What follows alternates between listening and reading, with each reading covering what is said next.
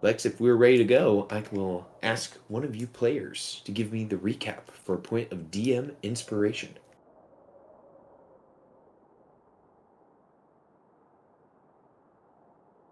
Well, who wants to jump in on this DM inspiration? I'm maxed out on DM inspiration. I guess I'll go for it then.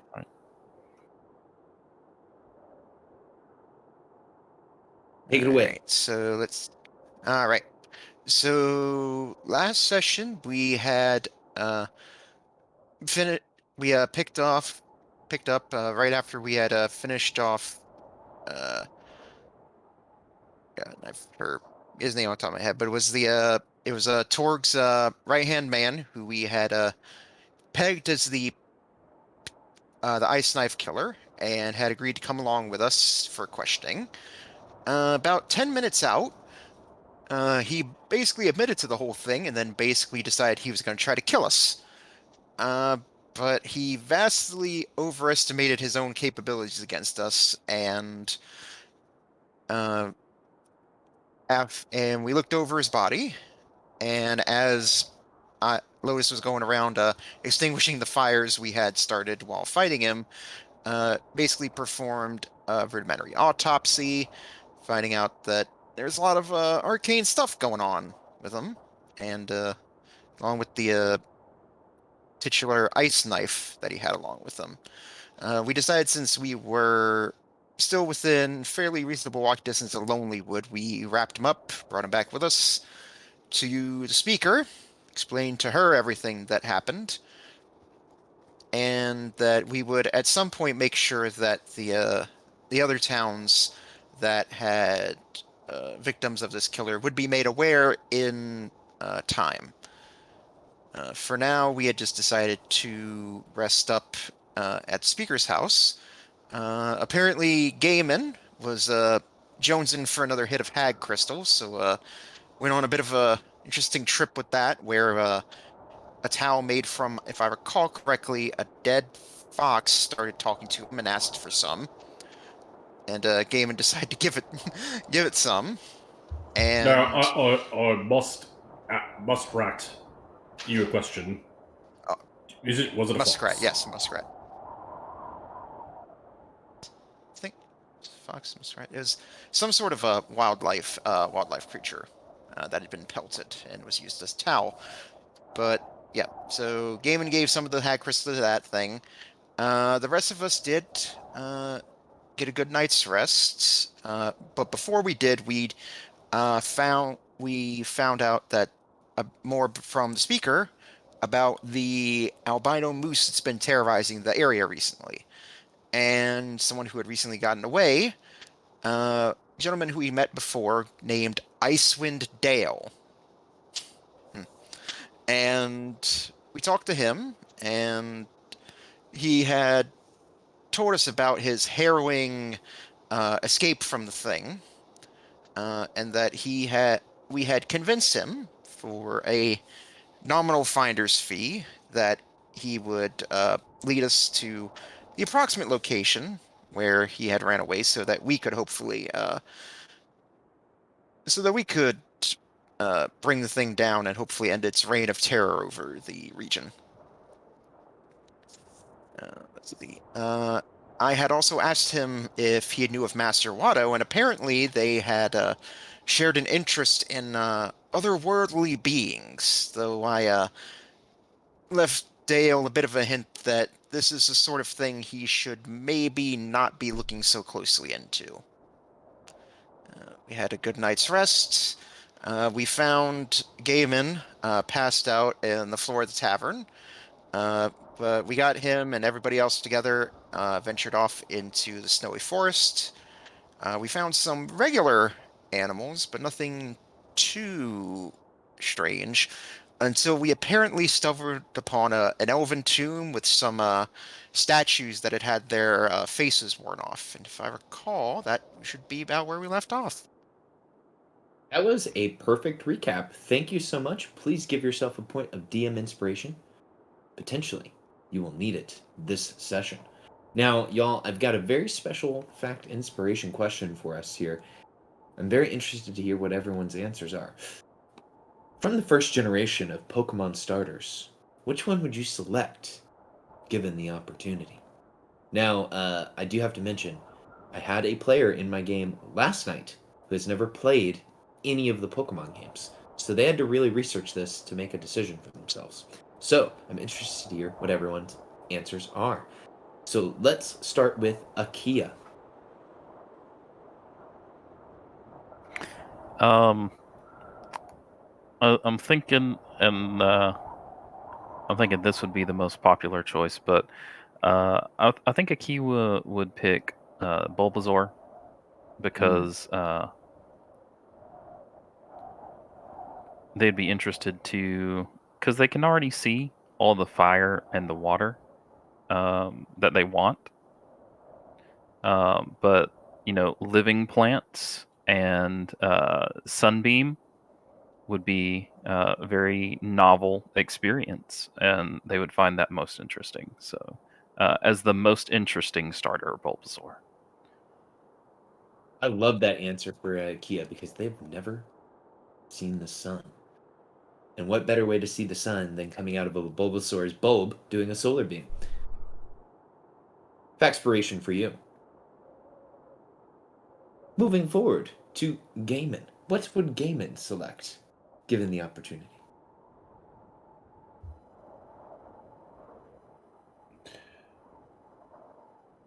Yeah, I'll go with Charmander. Now, is there anything about Charmander that draws Gaiman in, or just a gut He's feeling? badass. You don't want shit on fire. I mean, I don't like shit on fire, but I'm badass. And not some, weird viney thing. And not some, wet turtle. Turtles are weird. Agreed. Well, Gaiman, here's your point of factspiration. I'm sure Matthew's already thinking right now, Caleb, you made last campaign we ran essentially a Power Rangers campaign. Do not turn this into a Pokemon campaign.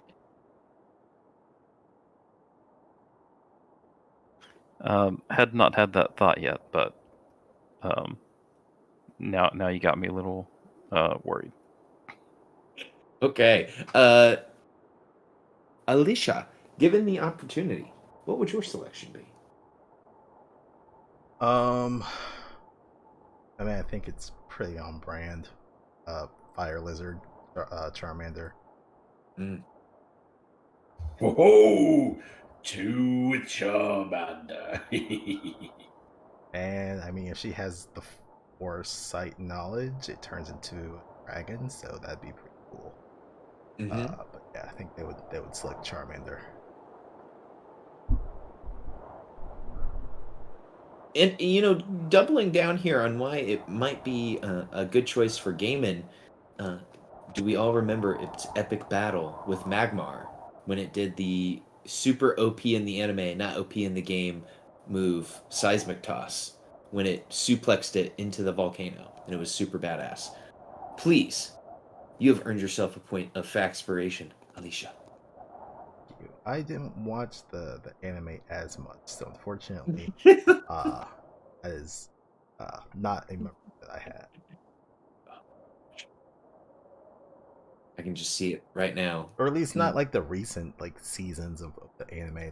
Like the early stuff I used to watch, and then yeah, definitely fell off when it transitioned to, I don't know, Diamond. I agree. Lotus, given the opportunity, what would you select? They definitely, for Lotus, would definitely be Squirtle. But specifically, she would want the Squirrel Squad variant with the cool sunglasses and the jacket. Wait, what? There wasn't a jacket. You're not familiar? The Squirrel Squad? You never saw the Squirtle Squad? No, I saw it. It was the sunglasses. They had the pointy sunglasses. There wasn't a jacket though. I'm afraid we're about to blow your mind here, because they did have a jacket. It was like Yakuza jacket, wasn't it? Mm-hmm. Mm-hmm.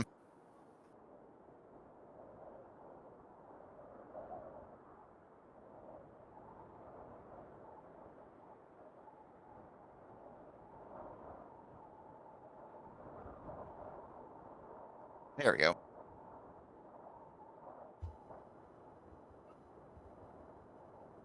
They may have wore it for like 2 or 3 actual frames in the show. I think that was like one of their introductions, wasn't it? And then Mhm. afterwards, it was just them in the sunglasses. Something like that, yeah. It's like I just like that look. It's really cool, and it just certainly seems like something that like Lotus would like, especially since like growing up, like probably everyone else around her would be like, "Oh, that's so lame. Why'd you make him?" It's like, shut up. I like this one. Mm-hmm.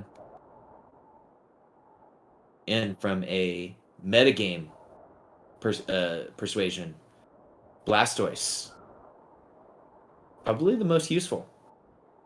I might be turning some heads here. I might be causing it. What's it called? A rift in the group. Just IMO. I think Blastoise is the best. I don't know. Is that the take that's gonna get you canceled? It might be. All right, everyone. Well, we are DM inspirationed. We are Faxpirationed. And I need to take you guys to La Tomb.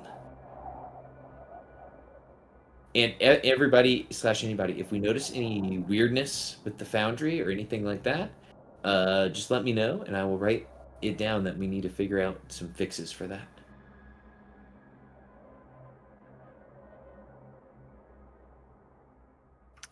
One thing, while everyone's loading, one thing that I did like about the last version was on your character sheet, if you scrolled your mouse over the armor class, it actually told you why your armor class was that value. You should be able to right-click and get that. Right click gives me nothing. Interesting. And when I said right-click, I actually meant left-click.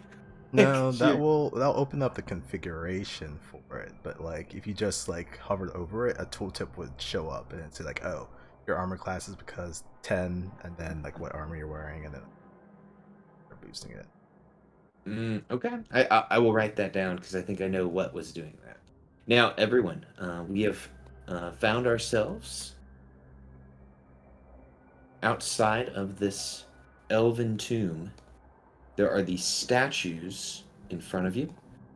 The howling wind is the only sound you hear.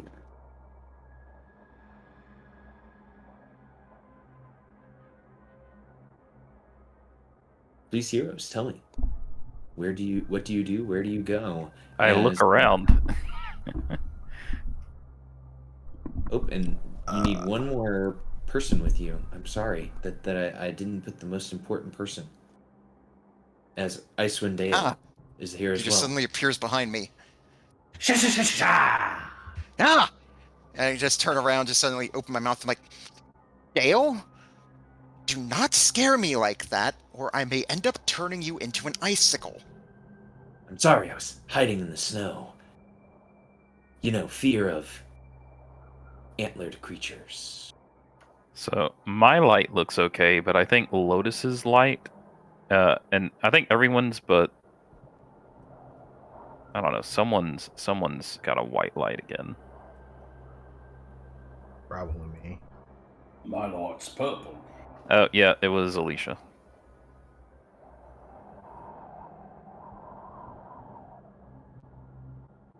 So yeah, I'll go up to the this statue here and just start looking it over.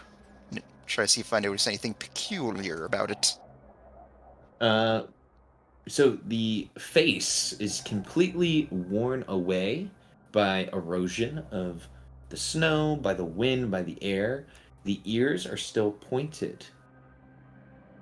Uh, and each of the statues is roughly life-sized. And they are standing atop a 7-foot-high cylindrical base. Do they look like elven then? Yes, all of the statues are. They have the pointed ears of an elf. If you look to Raylan, you look to the statue, look to Raylan, look to the statue. It fits. Hmm. How identical do they look? Do they all look a little bit different? That is a good question. Each of the statues are. You can tell that the same artist made them, but they are of slightly different elves. Hmm. Do they look like noble elves, or like pose like adventurers in a fight sort of thing, or they look like these were important people that had statues made of them and like regal poses sort of thing? These are regally posed statues of elves wearing robes and the adornments that you would imagine would be upon elven nobles. Okay, back to in character then. Um, it would appear that if this is a burial ground of some sort, it is someone of quite importance.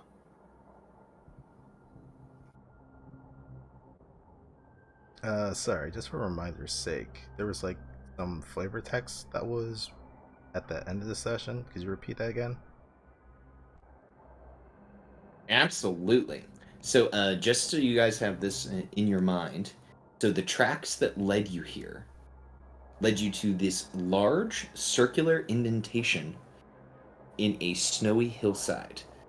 Rising from the middle of the circle is a triangular gnomon of a beautifully carved crystal that stands 20 feet tall. And me and Matthew looked this up. The gnomon is the part of a sundial that shows you what time it is. There's a 10-foot. Someone's throwing out their SAT words. Oh, yes. The writers of this adventure wanted you guys to learn something. There's a 10-foot tall berm hugging the circle's eastern edge that has evergreens growing around it and atop it, sheltering what looks like a sarcophagus. North of the berm is a delicately carved gazebo, and south of the berm is a row of outward-facing white marble statues, which you guys are currently standing nearby. So it kind of looks like a giant clock. Mm-hmm. And then, like right here is where we see the gnomon. That's correct. It's technically a giant erection. Hmm. Well, it's a building. You know, a giant building is an erection. It was erected. Now that Alicia's getting closer, I can get a much better look at it. What is this door here? Yeah, I was about to ask that. Embedded in the hillside south of the circular indentation is a stone door with no visible handles or hinges.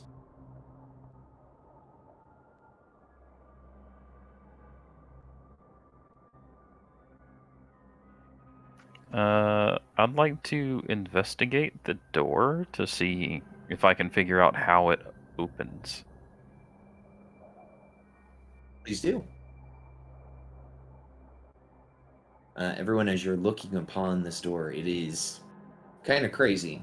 Akia, you believe that this door opens probably from the other side, because it looks like there is no way to open it from this side without completely destroying it. You don't see any hinges, no handle, there's no, like, you don't even think that there's room for air to go underneath the door.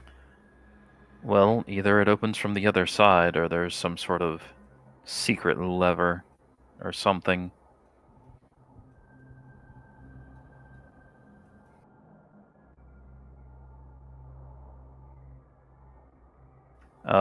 What is this here? Is this also part of the berm? So I as thought. you Oh, yeah, as you walk in here, I will kind of describe to you what you are seeing here. Rising from the center of this circular depression is a tall, triangular crystal gnomon. A device typically found in the middle of a sundial.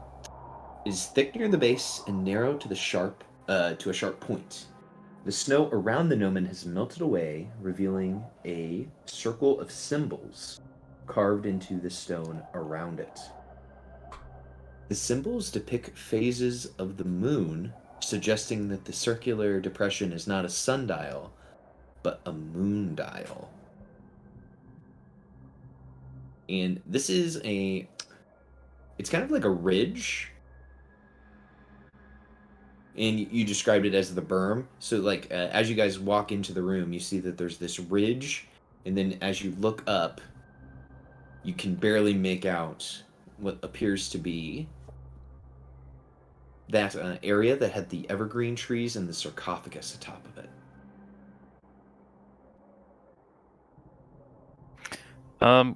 So like this Would area is raised up, correct? Yes, the kind of the blue slashy area is raised up, Okay. and the area of the sarcophagus is up 10 feet. would a history check be appropriate for general information about what this whole thing might be? More specifically, like I think it's a burial ground, and this a really fancy one. But could I do like a history check to get more about that? Would that be appropriate? Absolutely. You can give us a history check. Sure.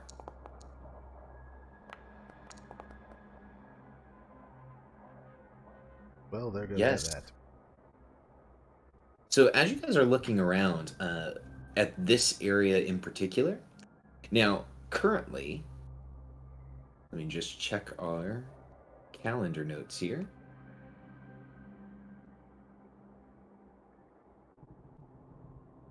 It is not late in the day enough, because you guys kind of left right at the start of the day, for the moon to be out. So there's actually no shadows being cast by the gnomon at the moment. But the whole setup is incredibly elaborate, right? There's this moon dial, there's the raised sarcophagus, there is the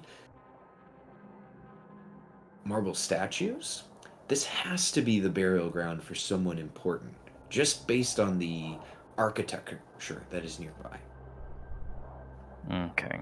Yeah, that's kind of what a feeling that I had. Just an elven burial ground. What is this? Is this a ridge up or down?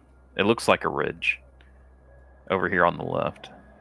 Yes, you guys are almost in a bowl sort of situation here, where the bowl is all about 10 feet high. Now, as you all make it in here, you can probably see, or Raylan will point out, there's a hole that has been punched into the wall over there.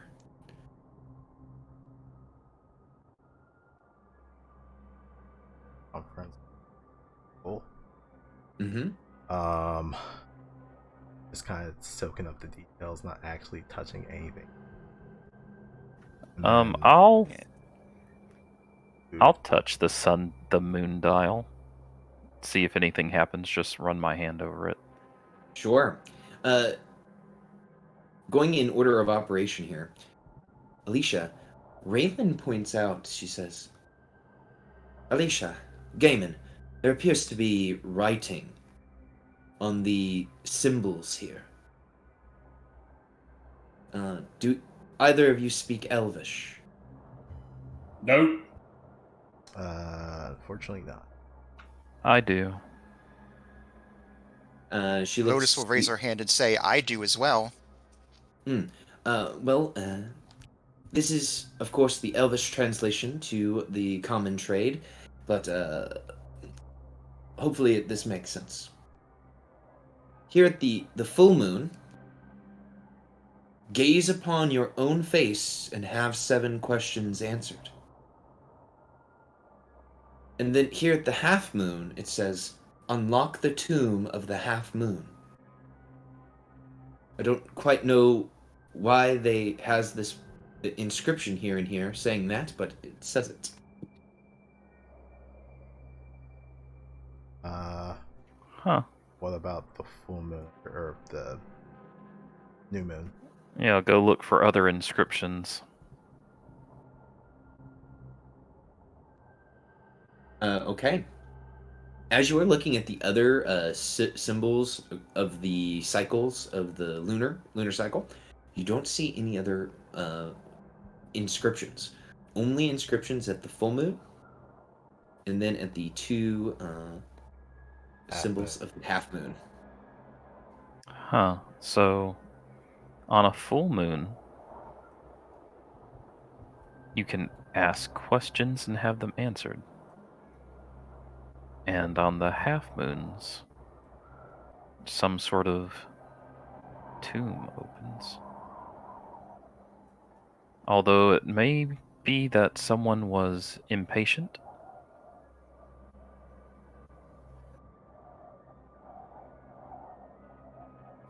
Gesturing at the hole in the wall.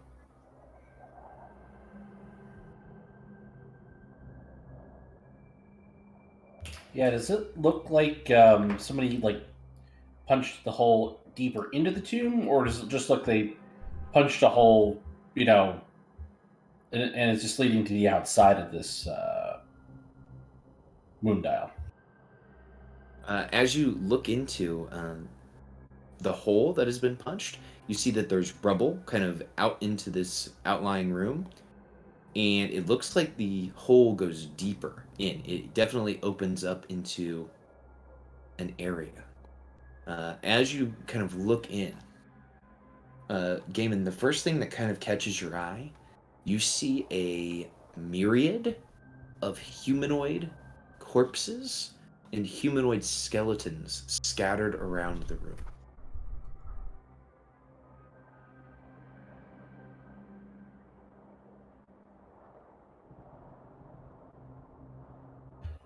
And you said this was just on the other side? This wasn't like deeper into the tomb? It is on the other side of this bowl that contained the moon dial, and you see that it drops 10 feet in height. So if you jumped down into this room, you would be jumping down 10 feet. Quick question. We were following those moose tracks. Did they disappear in this area, or were they still follow a bowl into this area? Yeah, so as you followed the moose tracks into this area, things get a little muddled because there seems to be all sorts of footprints around where you have entered. There's moose prints, there seems to be humanoid footprints, and there's also footprints of other animals. Huh. Lotus is just has her notebook open and she's writing down like the Elvish translations and making like a rough sketch of how everything looks here. Saying like, better make sure I get this down in case we need it later. 7 questions. Always helpful. Hearing that, Lotus will sort of like jauntily stroll over to the full moon one, just look down at it and say, "How do I get home?" Dale will say, I'm not the smartest guy, but do you think we need the full moon to do this? Like, yes, I look over at Dale. I'm like, yes, I figured that much. I just figured, maybe if I said something and it recognized it as a question, maybe there would be some sort of response so we can get a feel for exactly how this thing works. I mean, that could be a possibility, but the next full moon's not going to be for DM. When would that be? Like a couple of weeks now? Isn't it coming up? Isn't we were up against the clock with the ice knife killer thing? So the next full moon will be on the 5th of Marpanoth, which is in 1, 2, 3, 4, 5, 6, 7, 8 days. Because we were worried about certain names being drawn. Mm-hmm. Okay, so Still we're considering we're traveling by foot, which can take 1 to 2 days between. That's still a fairly short amount of time. okay. Seems like we're much closer to the full moon than we are to the half moon. I think we just passed the half moon by a few days. If I'm understanding it correctly. Because isn't it... The next half moon would be tomorrow, actually, based on my calendar here. Because you are currently on a waxing crescent.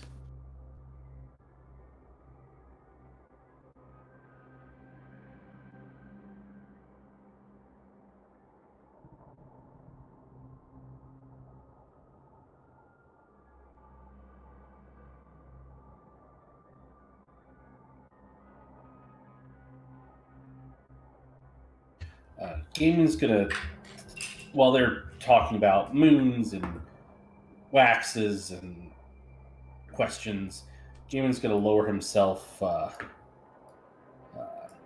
down into the rubble. He wants to poke around and see why these people died. I gotcha. So as you lower yourself down into the rubble, Raylan comes with you to make sure that you're never quite alone.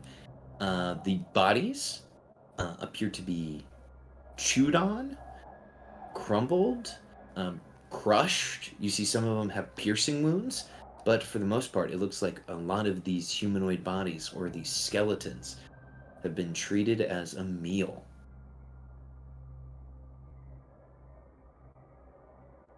Can Gaming use survival to see what kind of tooth marks?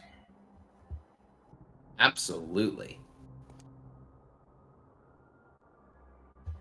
Oh, what the heck? I'll roll with advantage. I'll use one of my demon inspirations. Oh, Akia's got a question. No, it can wait. That's why I did that. Okay. Maybe it was pertinent. Maybe they were like, I'm curious too. No, I would have interrupted. You never know. So, I asked.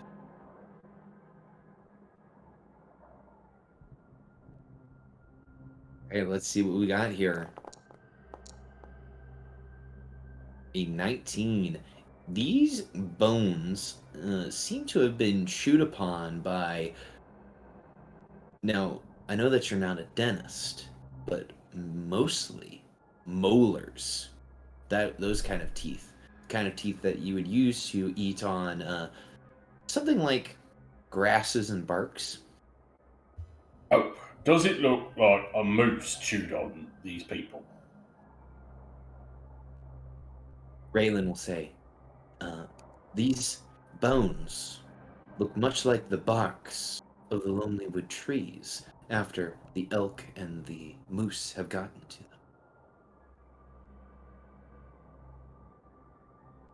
So it's this big, whacking great white moose then, more than likely. I think so.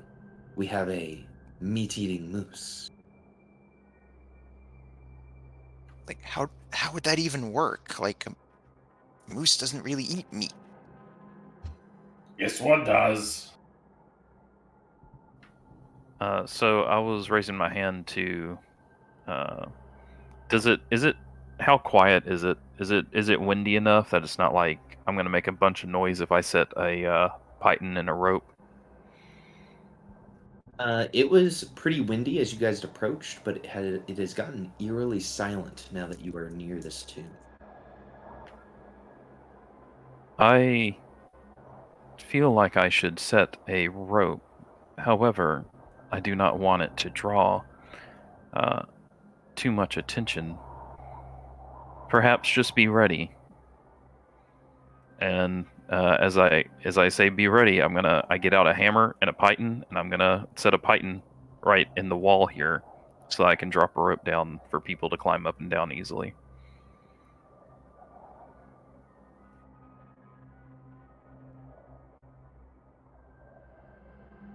Hey, no problem. I mean, I'm bloody 7 feet tall. I got long fucking arms, mate. I mean, I can carry shit that's like bigger than me. You don't have to sit, fucking rope. You're not the only person that wishes to explore. Right, but I could lift people.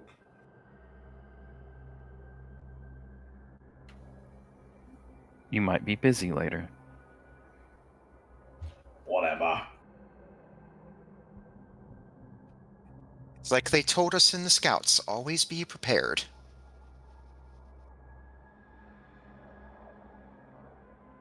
Alicia, you notice that the gnomon, the snow that falls around it, never seems to accumulate upon it.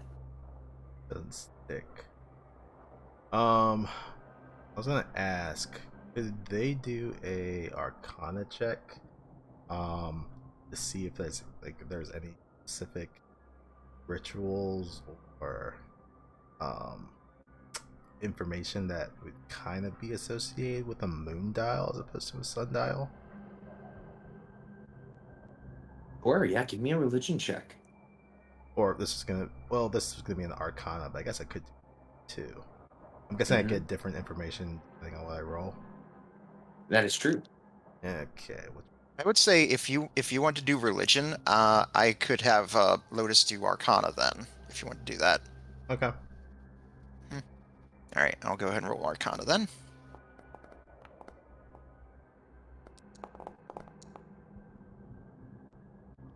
Dirty 20.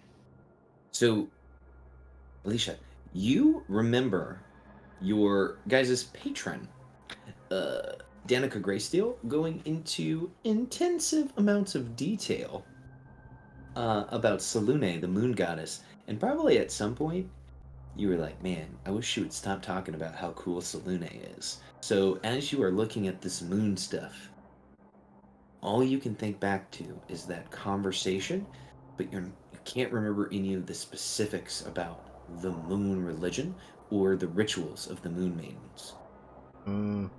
I have a different, probably explanation of why that roll was low, but sure, we'll go with that. Because the bonus is pretty good. Yeah, the bonus is good. It's just I rolled shit. Lotus, you're looking at this gnomon, the symbols that are on the ground. You get the feeling that this is some type of arcane puzzle or some kind of arcane key and lock that has to do with the phases of the moon. Because as you're looking at the crystalline makeup of this gnomon, you believe that if it's filled with the light of the moon or potentially a spell-like effect that mimics the light of the moon, it will activate this puzzle. So yeah, Lotus will be like, I remember reading about this in the library while the books were still there, but it appears that either the light of the moon or a spell that can facsimile that can be used to activate the device here.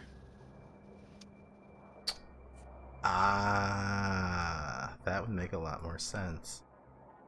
Unfortunately, that spell is not something that I am capable of using. Yes, unfortunately, I don't have access to that either. Maybe What? You need a moon? No, Gaiman, Don't. not like that. Do not pull down your pants. What? I haven't touched my trousers. I was just asking a question. But yes, we do need a moon. Maybe we'll just take note of this and tell Danica at some other time. Maybe she has some more information. Or maybe she has the magics to actually utilize this. Lotus starts tapping her chin, and I'm like, she remembers a a moving picture she remembers seeing when she was younger. It's like, does anyone happen to have a pole and a mirror? A pole in a mirror? Yes, because I remember seeing in a play of an adventurer who would usually delve into tombs, and he solved a puzzle very similar to this one, where he used something like that. He just used a pole, and he put a mirror on the end of it, and he used it to reflect the light to activate the device. Ah, you know. Unfortunately, I have neither of those things. OOC. Is there any set of artisan's tools that includes a mirror? I would have to go onto their descriptions to see if any of them contains a mirror. I can't think of any. Probably not. Maybe a what is it? A disguise kit because you have to like put on makeup.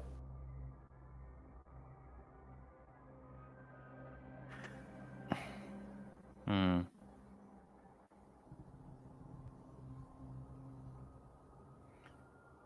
So, as you're doing that, Lotus starts regaling you all of the tales of the great tomb delving adventurer Ohio John. Mm. hmm hmm Wait, I think I heard of this play before. I thought it was Mississippi Smith. Um,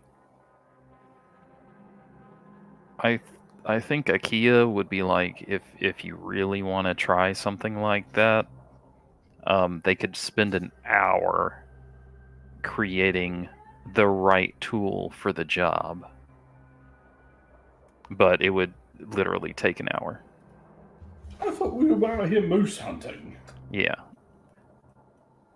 Yeah, best to probably not do that while that moose is still wandering around.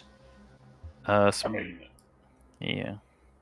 Speaking of which, can I just climb up this and just kind of look over and see what I can see up top that we can't see from down below? Yeah, and if you guys wanted, there's a rope there. You guys could climb down to where all of those like corpses and skeletal humanoid remains are. so does it look like a place where the moose regularly brings people back and it eats them? You get the feeling that's exactly what happens there. Oh, well, hmm. It seems if we wait here long enough, the moose will appear. Hey, moosey, moosey, moosey, moosey, moosey, moosey! Okay. Give me 1 second. I will roll this privately.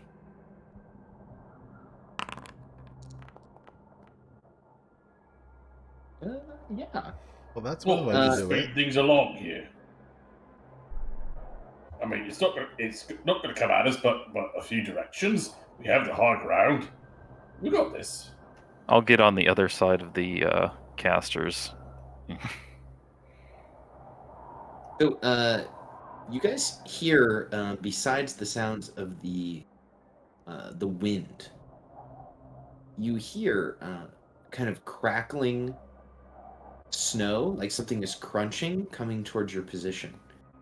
Because I assume that was like at the top of Gaiman's lungs. Oh yeah, he is like full on bellowing. And you guys are in this like bowl, which has like a slight acoustics effect. So there's a little bit of an echo going on.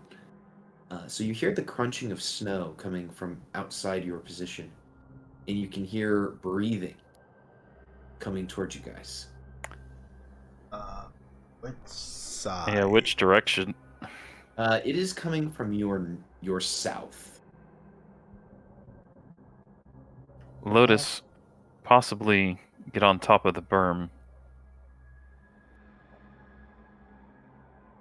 Oh, well, if it's coming from the south, I'll just get on the other side of the door and jump it when it walks through. Raiden, you're a bit squishy. Maybe you should head back and like Yeah. finger blast him. I think that is for the best. I will hide over here by the gnomon. So, after a period of about 30 seconds, you see a large creature coming towards you all.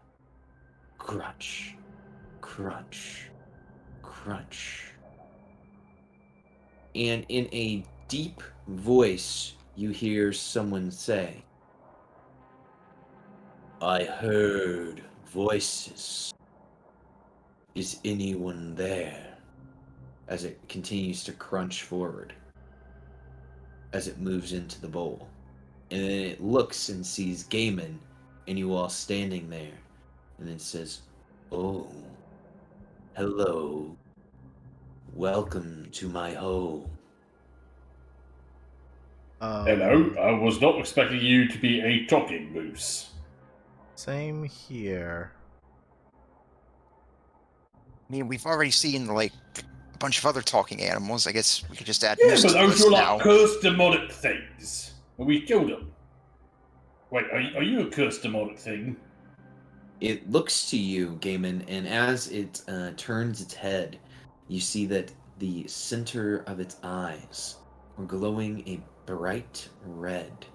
It says, I have been cursed with knowledge and information that I did not have before. An Okay, awareness before what? of the world, an awareness of life and death. I was given a purpose. You could say I was awakened. Aw, and he's disliked. Oh no. I hope all the other animals treat him It's well. been killing, it's been killing people, so it's kind of understandable. Who awakened you, Moose? My master. She found me as a young babe and awakened me. Wait, your mistress, is it Auril? I mean, this is not the first time we heard this story. I know of the Frostmaiden, of Lady Frostkiss. My master is in her service. But no, she is not my master.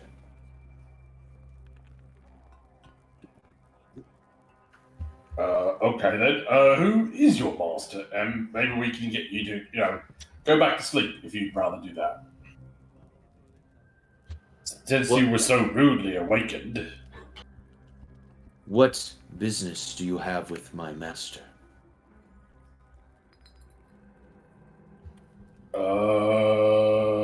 Well, it's more of, has your master been commanding you to attack the loggers of the nearby settlement?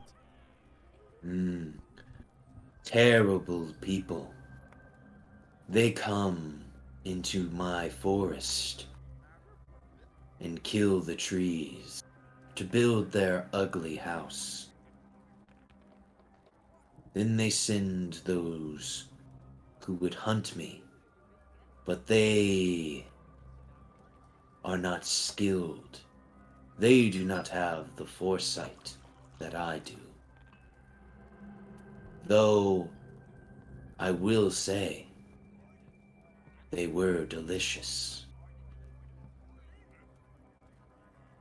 Well, I mean, those people that were killing the trees, they are making homes, dwellings for themselves and others within the settlement. Is it so wrong for them to do that by using some of the trees here? The moose looks around and looks at Raylan and says,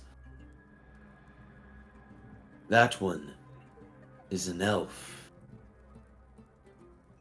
elves make homes from trees without cutting them down. Is that right? My master has told me of this, that they can sing to the tree.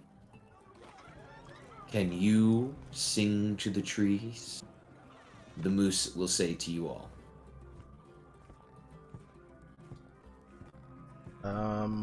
Unfortunately, no, I do not have the ability to do so. Oh, I mean, I could sing to trees. It's just I don't know if they'd understand me. I'm not a druid. Lotus isn't Raylan, saying anything, but she's keeping a close eye on Dale, making sure he doesn't do anything stupid. you see that Dale has tried to make himself as small as possible, and he is also trying to slowly draw a crossbow from his back.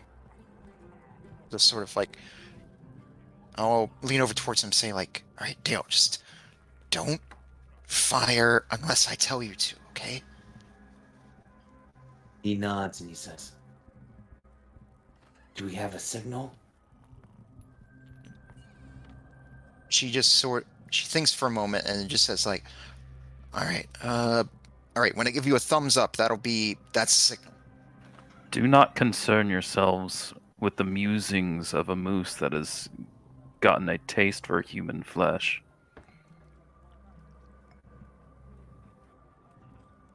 The moose will look to you, and its eyes will glow red.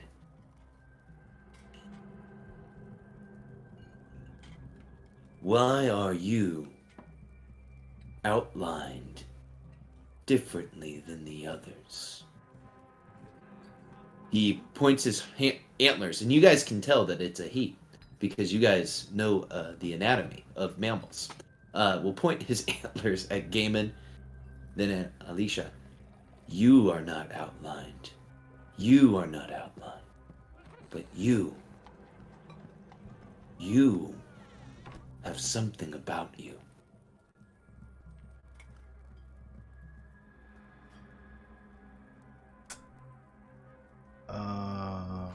I do not know what you see, Moose.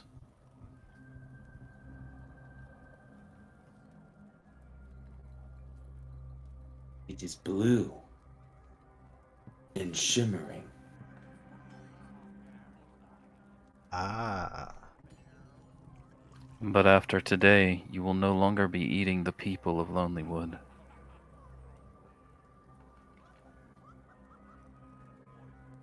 I think the moose has realized that he is one who is touched by Auril. And I approach the moose.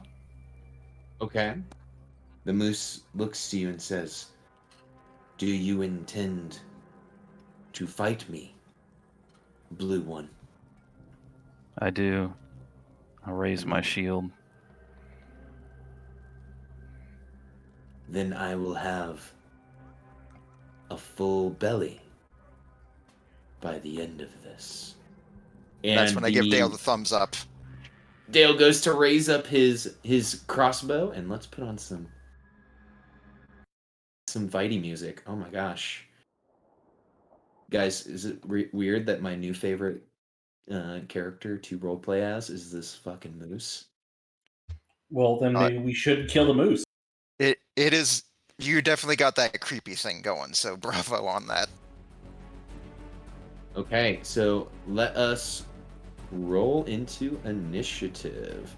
Now, in Foundry 10, I have been told that the pop-out for combat is a little weird. So if you're typically doing a pop-out for combat, it does not seem to like that.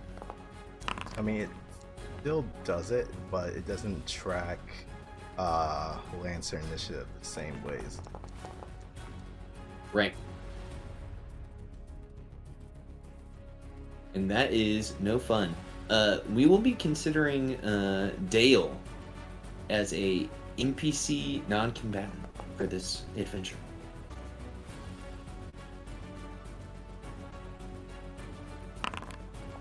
Okay. And we will begin. The moose rolled very, very low.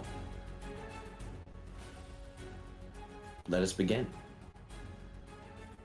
And Alicia is the winner. You see that Akia has stepped up to do combat with this moose. Okay, I guess we're doing this. Alicia is going to spells. Oh, I should just filter by what I have prepared today. Yeah, we'll do that. As an action, is going to target Akia, Gaiman, and themselves. Cast I have one other second level spell. Would you use your other second level spell slot on? What's the restoration on Gaiman? Ah. Screw it. My other spells aren't going to be as... Yeah, I'll use a second level spell slot to cast Bless on themselves, Gaiman, Akia, and Otis. I probably just need to move. It's a little bit closer.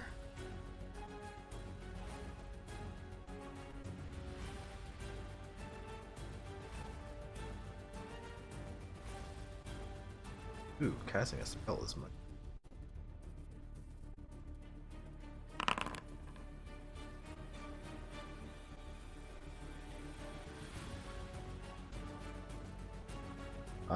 And then, sorry, bonus action. Don't have anything for cantrip, so that's it. Okay, and you control the initiative. We'll pass to Gaiman to get his rage going. Okay, All right. Gaiman. Gaiman is going to bring out Lucille from his scabbard on his back, and he's gonna sort of like Babe Ruth point Lucille at the moose and say, "I'm gonna cut you down to size, big boy, yeah! And I'm gonna rage, and I will recklessly attack, but I will fall up short and hold my attack." Well, can I hold a reckless attack? I think because of how reckless is worded, you only gain advantage during your turn. Right, so, nope, I'm not going to, yeah, I'm just going to have at it. So I will recklessly, all my favourite stuff went away. That's not good. Alright, I will recklessly attack the moose. Rah!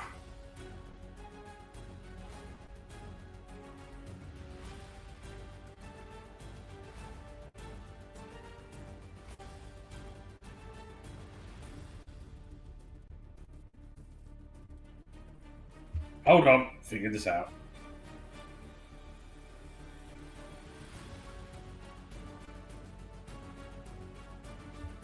Oh, Okay, and, it's not like letting me attack. This is equipped. Why are we doing this? with Lucille, I just hit the button on it, and it let me roll it.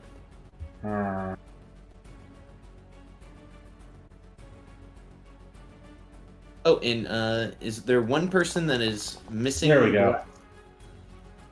Okay, recklessly attack, hit with 22, guessing that hits, 7 damage. Does. For 7, absolutely. Is there one person who is supposed to be blessed that is not blessed? 'Cause I see Gaiman, Alicia. Akia. I'm blessed. Or at least I think it got removed off of me. I just don't want everyone who should be blessed to be blessed. I'm blessed now. I had to turn it on. And, I don't think it's doing any rage damage. +3 plus... I think it tried, so that should be an extra 2. I will look at that. Is a rage... Is that something I can toggle off and on? It's a convenient effect. Let's see. And we got you. Let's target you. And now you should hopefully be raging. Okay. Okay, So, I guess that is a that's question. 9 then. Is everything going through convenient effects or something else? Rage is convenient effects, and then there are certain other spell effects and that sort of things that are doing it from Cub. Okay, I had done bless through convenient effects, so I'll do it Cub instead. Mm-hmm.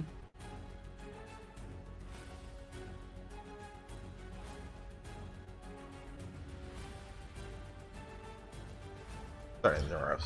Right, I'm assuming the moose steals. Yeah, so movement up, rage, attack the moose, and you hit the moose for some damage, and the moose will steal.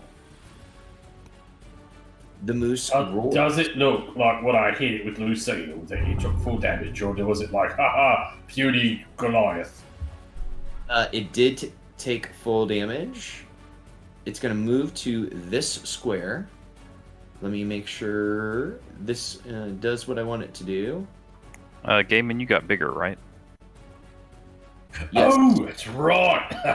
Hold on. Let me throw another D4, because that's additional damage, and yes, I get bigger. Yeah! Who's puny now? So, Gaiman, you are now the same size as the moose. The moose will awaken undead. Fuck! Oh, wow. So you see its horns begin to glow blue. Its eyes are glowing red, and from its mouth, black tendrils of energy shoot out through the berm into the room below. You hear corpses begin to stand up.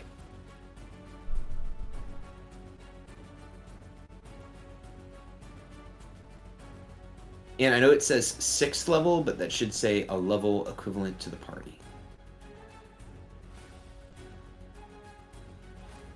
The moose growls at you all. That was its action to awaken undead. Oh, you hear one Paragon action charge upon it.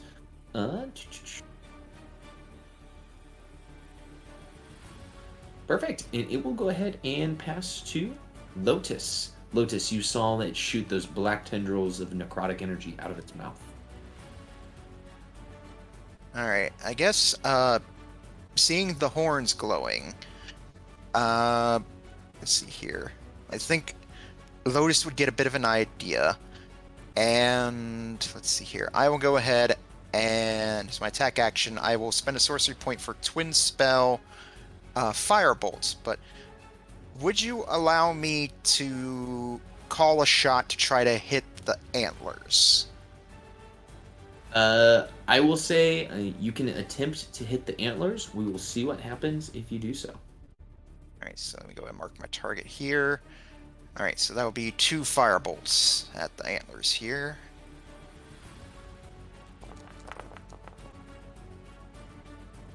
It's 18 for 3. Okay. So, because you're and doing 14 a called... for 1. Yep, and 14 for 1. Because we're doing a called shot here, the AC is going to be harder just to hit his antlers alone, so an 18 will not be enough. And a 14 will miss the antlers as well. Alright. Those will just sort of curse under her breath a little bit. Then... Alright, we'll go ahead and just get a little movement here.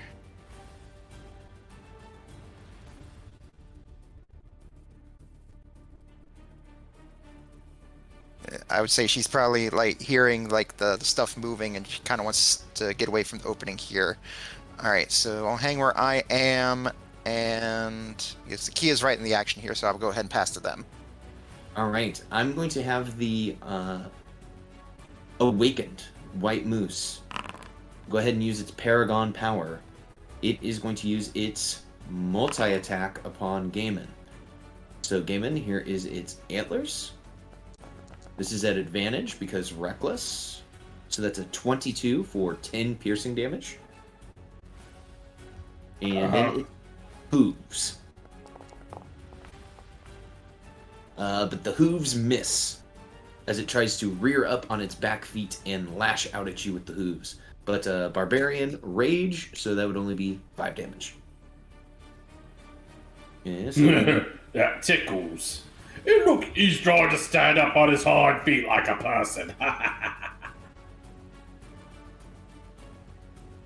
the moose cries out in frustration and anger.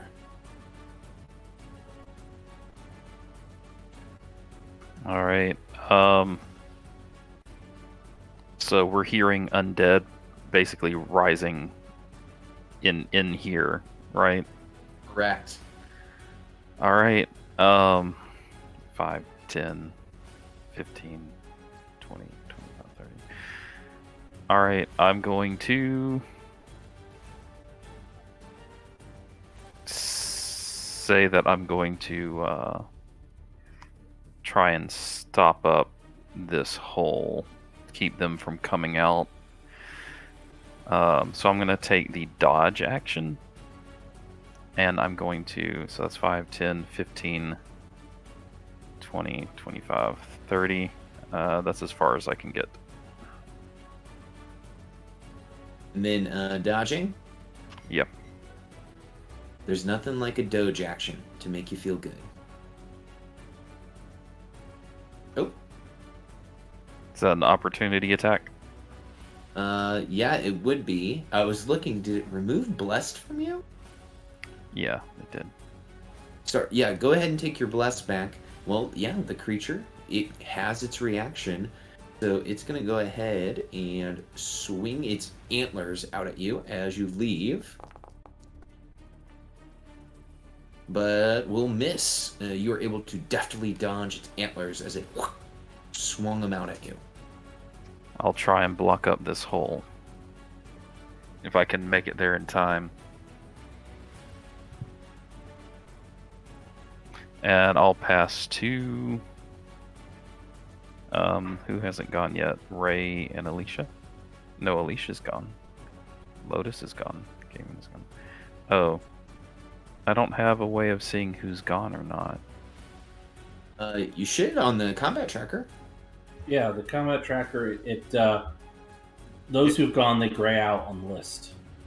Well, the thing is, if you pop out the tracker, you don't see it.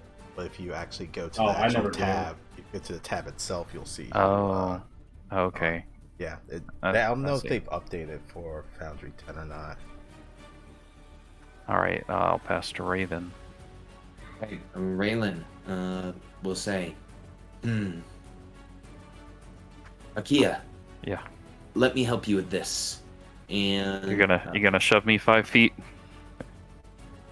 she says, I'm gonna do one better. And she runs to the hole and does a sick-ass backflip into the hole. Alright, what now? It's kind of sick. It's not very sick. But she does land there. And she draws from her scabbard a weapon that you guys have not seen her use. A katana. As it charges with eldritch energy. And she will ready her action to attack the next undead that walks through with her katana. I don't know where she got a katana or how she has a katana, but she has one. Okay. The skeletons are gonna go. Warlike skeleton raises up. You see that, well, you guys don't see until it gets to here. Raylan uses readied action to attack with a katana. Oof. She, unfortunately enough, misses the skeleton.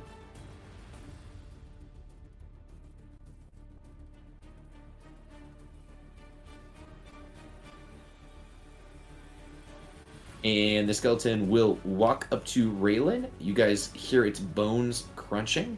It pulls up its rusty short sword, but misses her. Okay. Their swords are doing that clang thing in the middle. The vulnerable skeleton sees that there's actually a handy-dandy rope here, Mm-hmm. and will climb up the rope. Mm-hmm.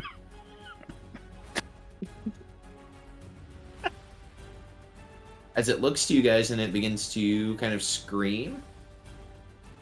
As it comes to here, sees this guy kind of dancing around, and it will target Akia. Oh, and everyone, make sure to target, because you just never know what active effects might happen. A 10 will miss Akia because of dodge. The optimistic skeleton will move 15 feet to here, climbs the 10 feet up the rope. Well, it's good someone gets to make use of it. I'm sorry, y'all. It moves to here. I don't know if Akia would like to use the reaction as the skeleton goes towards Lotus. Yeah, I don't think I have any other reactions. Yeah, I'll use Thunder Gauntlets. Wait, I'm gonna target it. Yeah. Here, I'll make sure that it's here.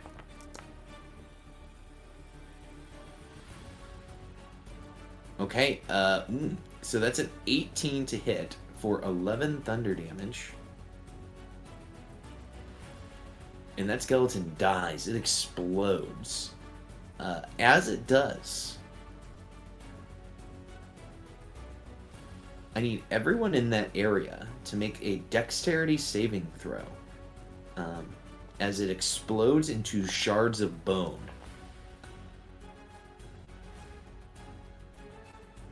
Okay, you are successful.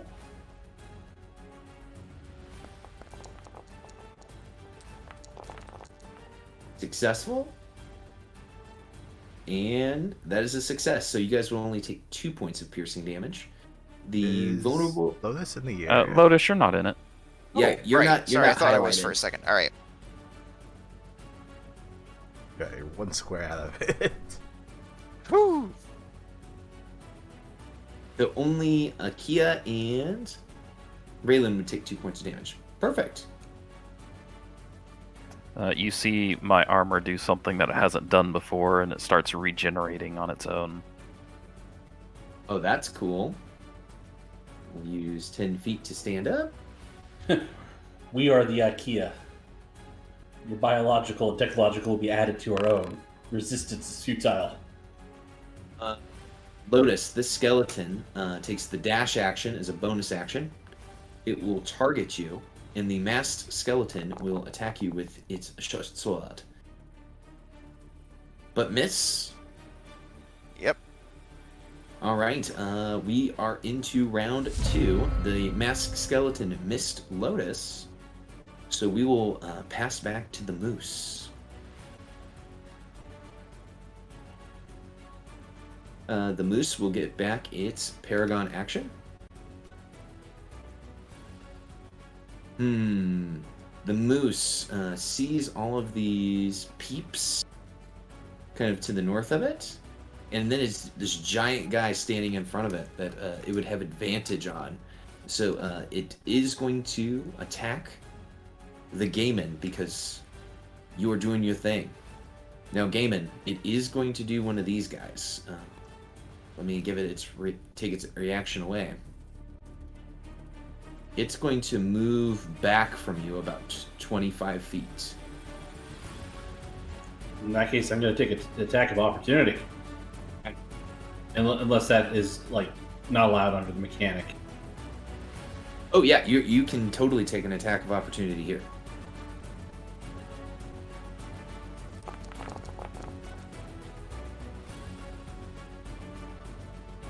Oh my gosh, yeah. Big hit here for 17 damage. As it moves back, it will charge you. So it's going to move 20 feet straight ahead, rushing at Gaiman. This is at advantage with its antlers. So that's a 20 to hit Gaiman. That'll hit. Okay, Gaiman, as it rushes forward and tries to bonk you with its antlers, you would take the extra damage, but please give me a strength save to see if it knocks you on your booty.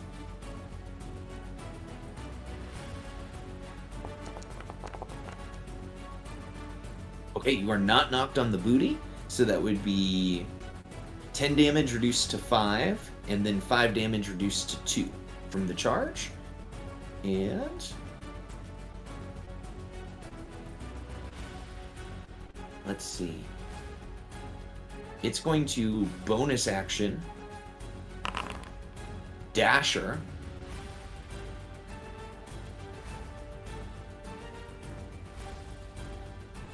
As it moves over here. With its remaining movement. As it roars into the night sky. Okay. Gaiman, you were damaged, so you can steal.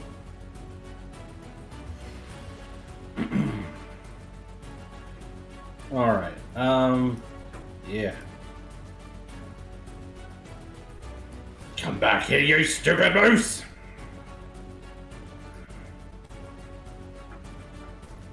And we're going to go chasing after it, and we're going to recklessly attack. Hell yeah, and you get your reaction back because your turn has happened.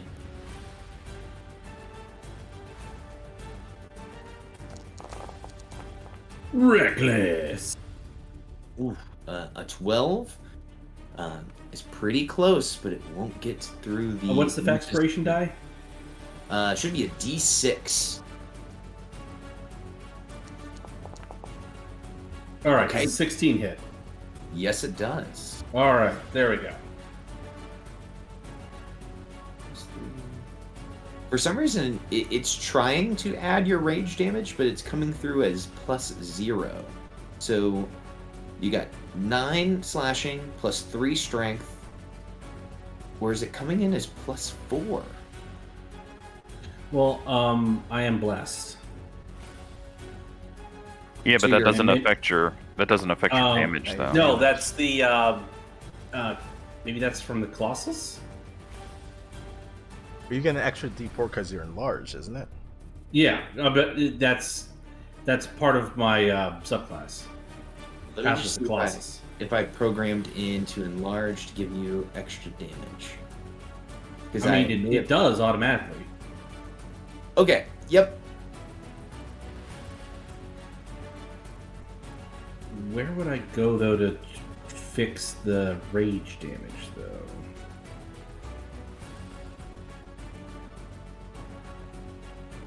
For that, it should be an effect on your sheet. Yeah, it says attack damage 2. Okay, I think There. I'm looking at the stuff. And sorry, everybody, that we're taking time that we have to fix this, but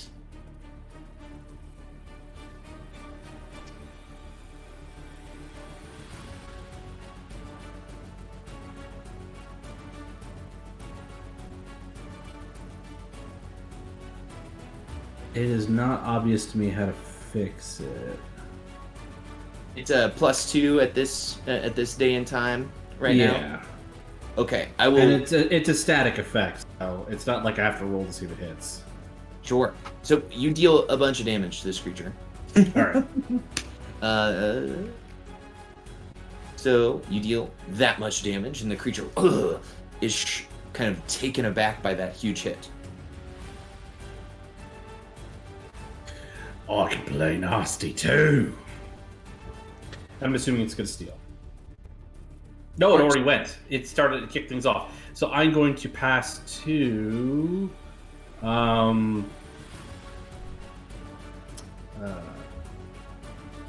pass to Alicia. All right, Alicia, I'm going to go ahead and use this character's Paragon action. Paragon power. Let's see here. The creature sucks in a bunch of air. You see its eyes begin to glow red. And it's going to unleash a breath weapon. Unfortunately enough, I think I can only catch 2. Either 1 or 2, so it's going to catch 2. So this is going to be on Akia and Alicia. You need a Constitution saving throw, DC 16, against 15 cold damage. Because you guys are pelted.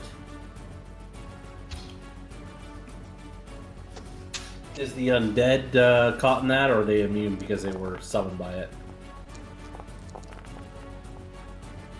They were Well, caught in it, shit.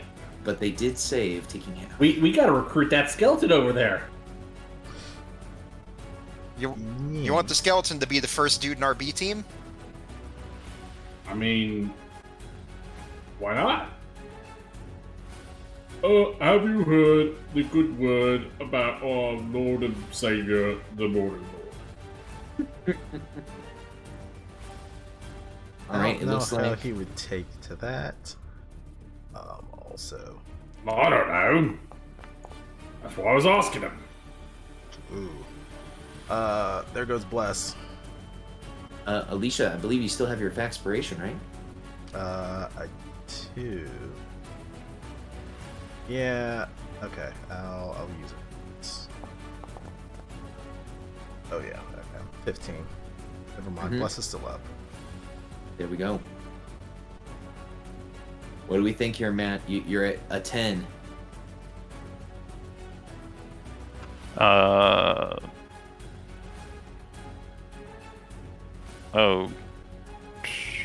No, I'm not gonna try and fish for a 6. That's fine. Okay. So that was the creature blasting out its cold breath, and then, Gaiman, I'm sorry. Who were you passing to? I was passing to Alicia. Okay. Alicia, you just got cold breath. This creature vomited hail at you. I did. I don't like that. Bad moose. Alicia's going to. It's gonna step back further away. Right? The skeleton will get an attack of opportunity as you exit its range. Fine. That's an 18 for 9 damage. Not gonna have that happen. Hold on a second. Let's read it really quick.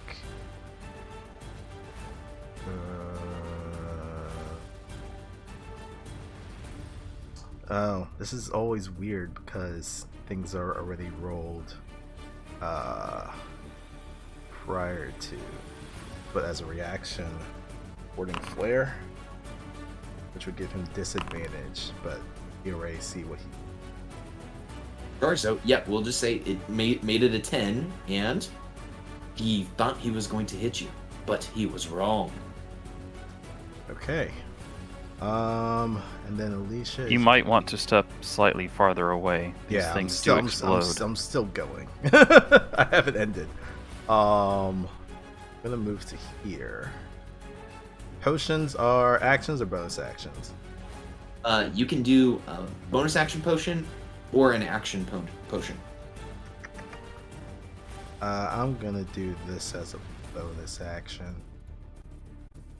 Gonna drink a potion. Third dice rolling. Okay.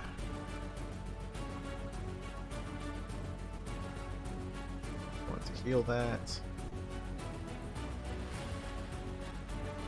And then targeting the moose, gonna spend the first level spell slot and going to cast Guiding Bolt. Yeah, that's a hit. Yeah, 26 for 10 points of damage.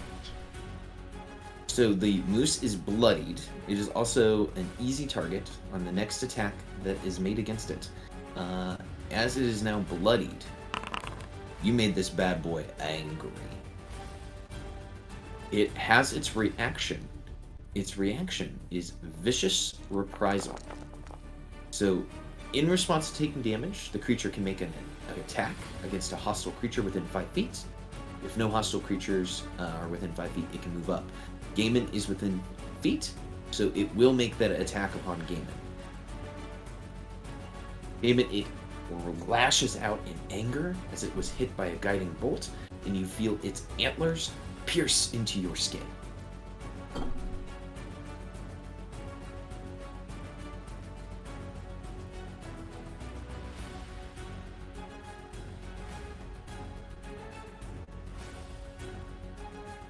I have a quick question, DM. Yes. Since Dale is a non-combatant NPC, does that mean we don't have to worry about his positioning on the board? That's correct. He is, for all intents and purposes, he is hid in a snowbank. Here, to make Okay. it more immersive, he is hid in the snowbank. Alright. Alright, so Alicia, you hit the creature with a guiding bolt. It reaction attacked Gaiman for 11 slashing, which is reduced to 5. Who do you pass to? That is it. So I will pass to Lotus, because you're a little bit in a sticky situation there. All right. Yep. Seeing the creepy skeleton dude in front of her and the moose getting uncomfortably close, Lotus is going to say she wants to move it, and I will go ahead and spend 2nd level spell slot, my bonus action, for Misty Step. Like it?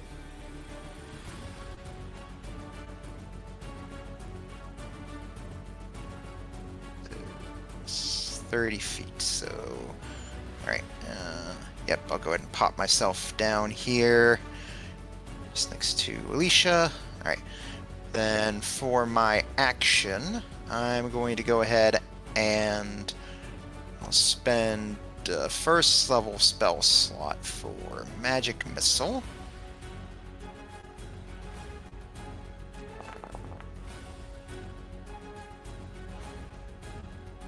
Alright, we'll send, I'll go ahead and split this up. We'll send 2 at each of the skeletons, and then the 5 at the moose. Okay, I got you. So 1/2 is coming to vulnerable, which kills it. 1/2 is going to masked, and then the 5 is going to disliked. Akia, as the vulnerable is destroyed by the magic missile, it explodes in bone shards. Can you give me a dexterity saving throw?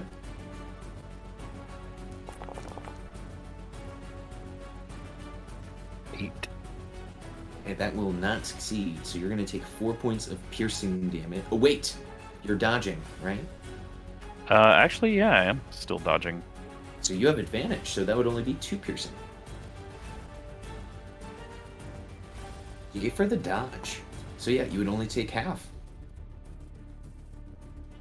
Alright, I still got some movement, so wanting to put as much distance between me and the moose as possible, I'll pop over here, and then I will go ahead and pass to Raylan. Okay, let me just remove that skeleton. Oof, okay. Raylan is up. Raylan gains her reaction back. She gains her SpongeBob back. She will target Warlock Skeleton. And she will attack with her katana. And whiff with her katana. As this skeleton is proving to be a powerful foe. She will pass to the skeleton so Akia can control initiative.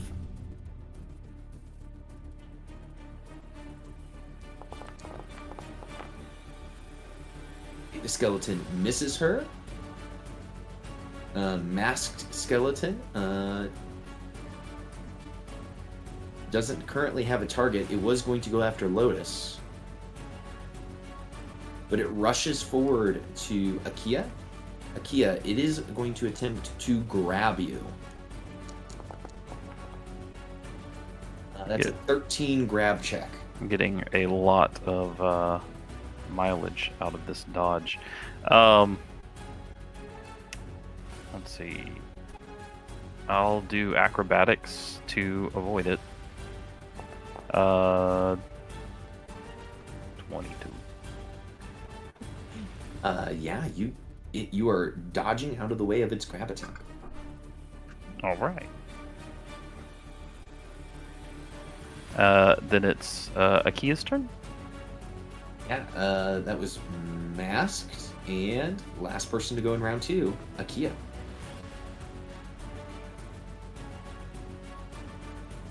All right. I should have this favorited.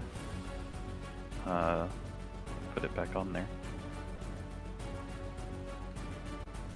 I will reactivate my self-repairing armor to gain 3 more temporary HP.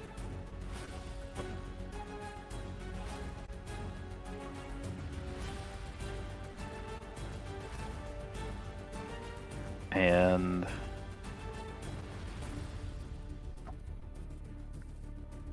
yeah, I'll swing around a little bit. I'll go ahead and try and hit this masked skeleton with the Thunder Gauntlets. A 17 is a hit for 6 damage.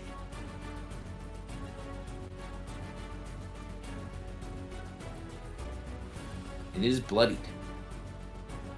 Alright, and I think I'll just stay here. Alright, going into round 3, Masked Skeleton will steal. It's going to target Akia. The Masked Skeleton will attack with its short sword. Okay. That is a 21 for 9 damage. Yeah, it hits. My armor does repair a little bit of it, but it just can't keep up. Now, everyone, you see that it says +0 for the crit. These monsters do static damage, so if it crits for 9, or it hits you for 9, it would just crit for 9 more. Okay. So it just hit Akia. Akia, would you like to steal? Yeah, I think I will. Guys, it's just me and Matthew playing tonight. I'm actually going to... I think this guy's probably low on health. They didn't seem like they had just a ton of health. Mm-hmm. I'm going to release some buzzing bees. I'm going to send... Let's see if I can see that other guy. No, I can't really see that other guy. Yeah, actually, I'll swing around. Mm-hmm. And it... nope, it's too dark in there. Still can't see it. The wonders of lighting. I'm going to send... I should declare it before I actually see the damage rolls. So I'm going to send 2 bees at the skeleton and 1 bee at the moose.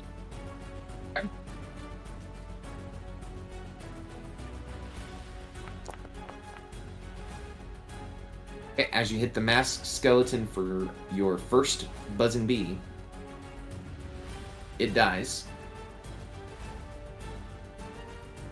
And I feel like you have been at the center of all of these, Akia. Can you give me a dex save? Sure thing.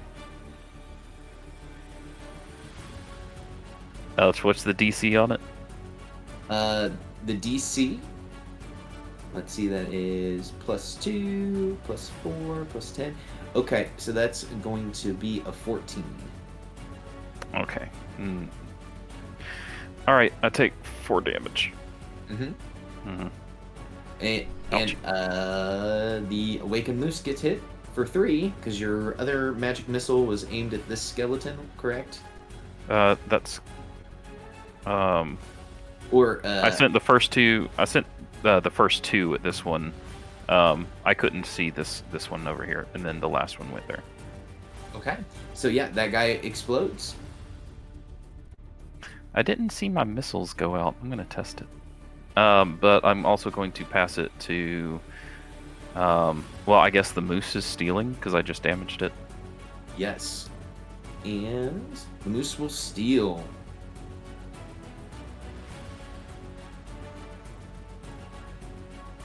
It still is an easy target until Alicia's turn, I'm pretty sure, because it hasn't been attacked. And magic missile didn't do anything to consume that. Correct. Okay. The white moose needs to roll a d6. It does not get its cold breath back. Such a shame. Let's see. It is going to do its multi-attack upon Gaiman. Gaiman, were you reckless last round? Yeah. Okay. Here is the Oh shit. antlers. So that would be for 18 damage as it boom bops you with the antlers. So just for 9 because raging, and then the hooves. Oh, so this creature is a savage attacker, so it crits on a 19 or higher. So once again for 9 damage on Gaiman. Oof. Okay. That is it for the dislike white moon. Actually, can I stow his endurance that last attack? Sure thing.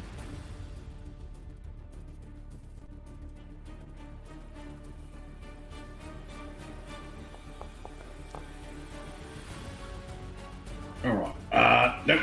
I'm good. Perfect. Okay. That is it for the dislike white moose. Gaiman, would you like to steal? Abso-fucking-lutely. Now, it is an easy target, right? Correct. Alright. Time to get my shit pushed in. No reckless this time, but advantage. Yeah.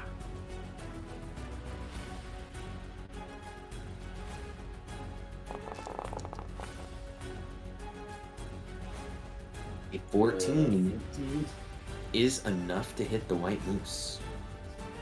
Alright. And yep, it looks like it's adding in the damage that it should be adding in for 12.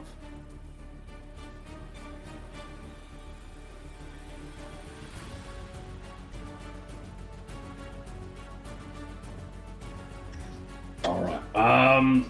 Moose already went, so I will now pass to Lotus.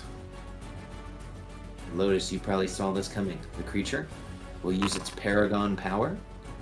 It will once again awaken undead using its last of its 2 summon points. You guys hear Raylan say, "Motherfucker!" as 4 more of these skeletons stand up.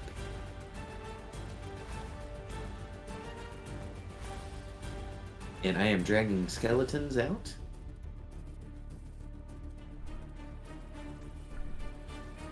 And I will go back to the combat tracker, and I believe, was it Lotus? Yep. Okay, All right. Lotus, you're up. Alright, Lewis will hang here for the moment. Go ahead and spend a first level spell slot. I'm going to go ahead and throw all of them at the moose for magic missile.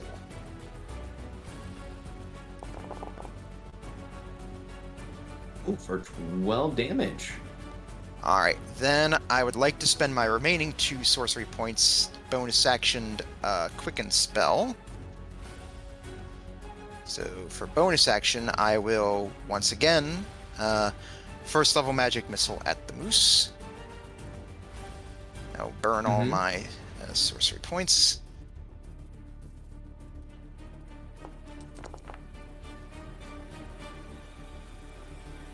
Here we go. Right. For 10 damage. Nice. Alright. Let's see. I figure I'm kind of safe here for now, so I'll go ahead and hang here, and hearing Raylan's cursing off in the distance, I will go ahead and pass to her. Ray, you might want to get out of the pit. Because I know what I'm doing. And she will look at her spells.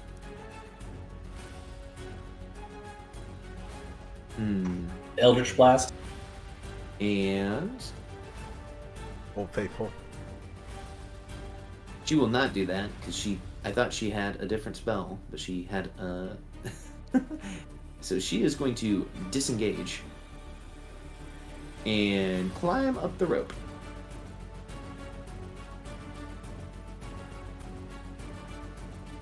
To there. And then pass to Alicia. All right. Alicia's going to breath weapon. Hasn't gotten it, but a little wary. Still targeting the moose, is going to spend another first level spell slot for guiding.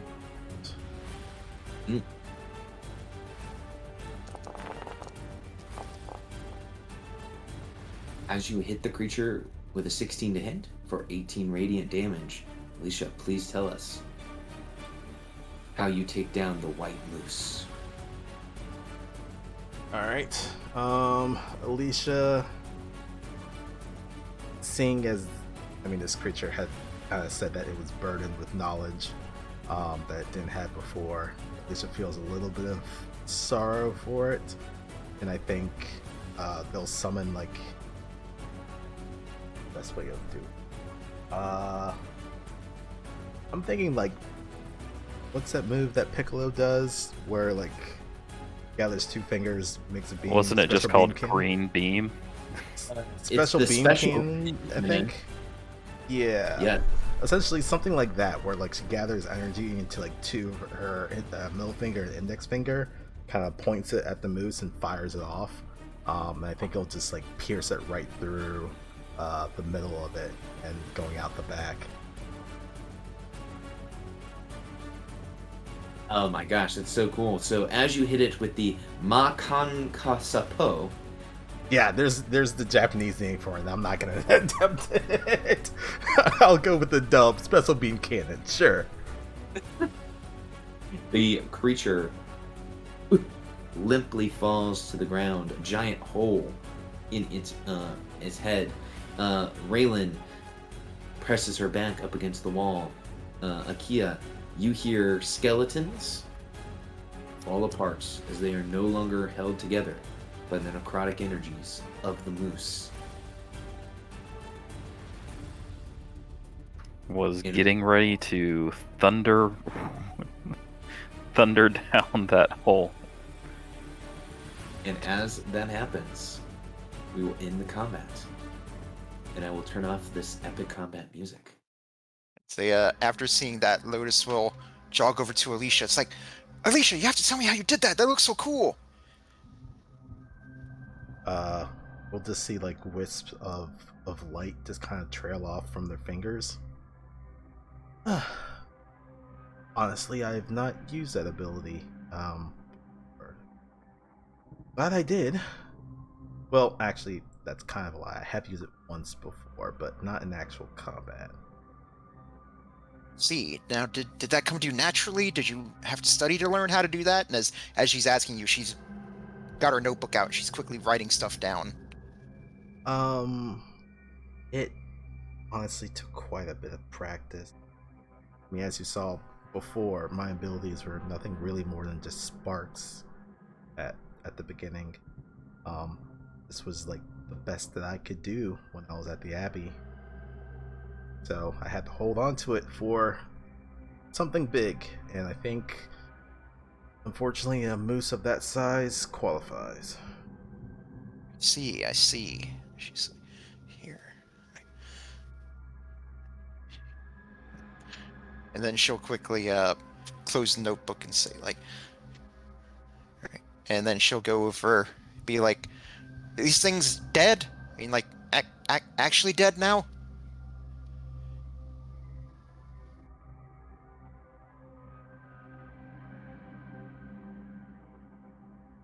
Raylan walks up to the hole, and the bones have crumbled to dust, and she will say, I believe that we're safe to go down if that's our choice.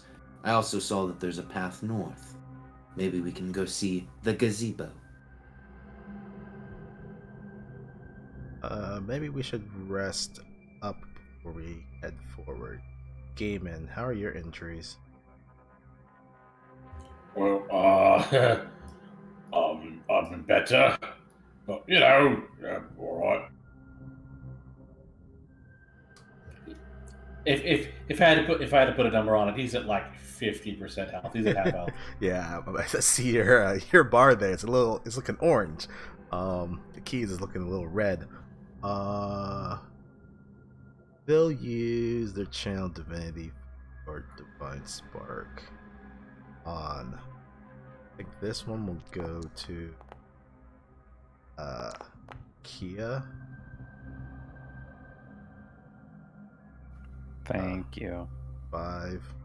And then they'll cast a first level healer on Gaiman.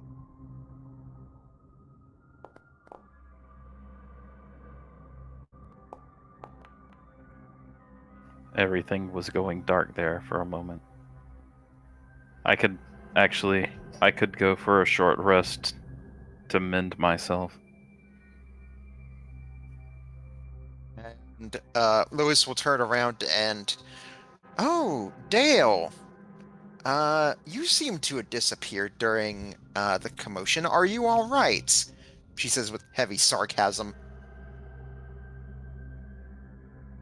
He looks to you and says, "Yeah, I'm fine. I was just waiting for the opportune moment to jump out to save you all." Uh-huh. I see. Well, it's a Oh, good yes. thing. Well, thankfully, your amazing hunting skills in that arena weren't necessary. Well, it looks like the creature has been defeated. Now, is it uncouth of me to say or ask, how are we splitting up the creature among us?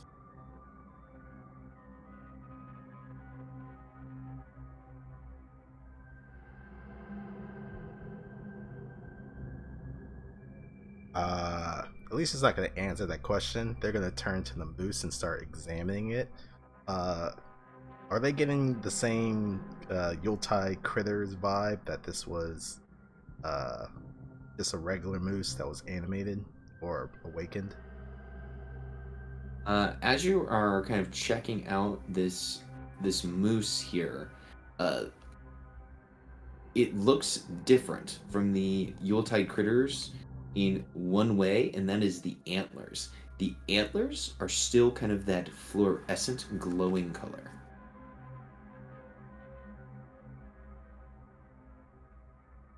As you are staring at them, like even in its death, even with the giant hole that you bore through it with your demonic piercing light murdering gun, uh, the antlers are glowing upon its head. It's heavily muscled.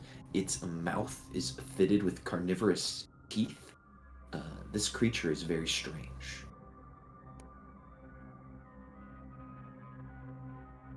I think Alicia's just going to be jotting down notes. Apparently, as you're doing that, Lotus gets idea. I think I might have an idea here. You remember, what is it, this people had said there was like a strange woman that was following around these creatures? Maybe that's the one that's been awakening them. That was my thought as well. But we've seen these tracks belonging to some humanoid. May belong to her. But I was thinking that she would be accompanying this creature. I'm not just having it sent off. Maybe she's still in the area.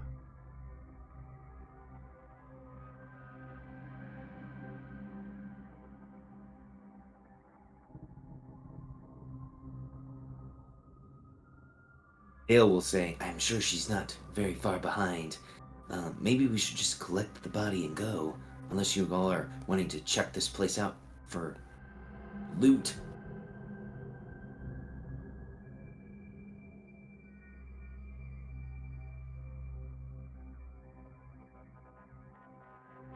Can I do an appraisal on the moose and the skeletons?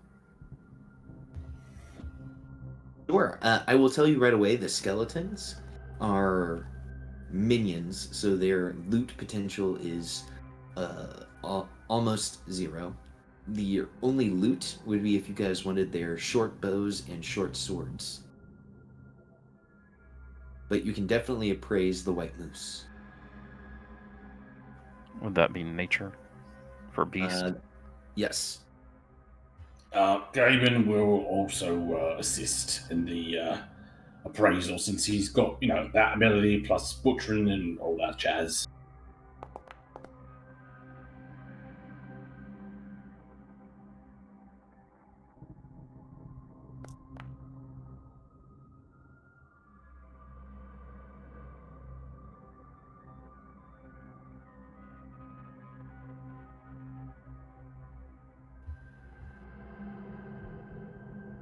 Okay.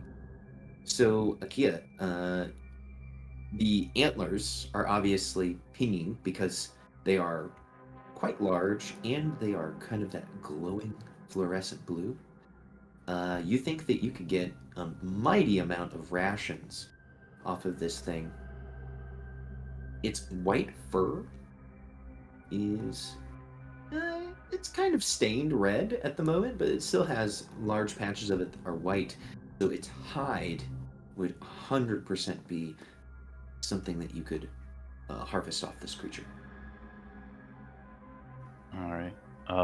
I will assist Gaiman in the harvesting of the creature. Since I also have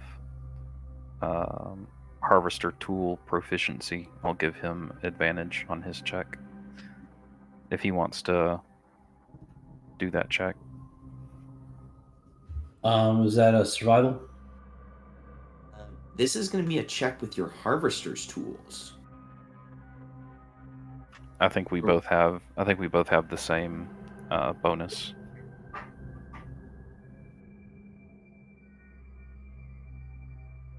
And it would be at advantage because of help from Akia. I think we both have +4 or +5 or something. Hey, you're sitting at a 12 at the moment. Since I was part of that, can I throw in my Faxpiration? This would only be Gaiman's Faxpiration. Ah, I already used that during the fight. Okay, so here's what happens. As you're carving up the creature, Gaiman, unfortunately enough, the antlers are lost in the process. But you do get the hide and the rations. So you are able to get 6 usable rations off this creature, which Dale would really love if you guys would hook him up with white moose rations. The hide can be crafted into leather or studded leather armor, and you get the feeling that this would be a magical armor.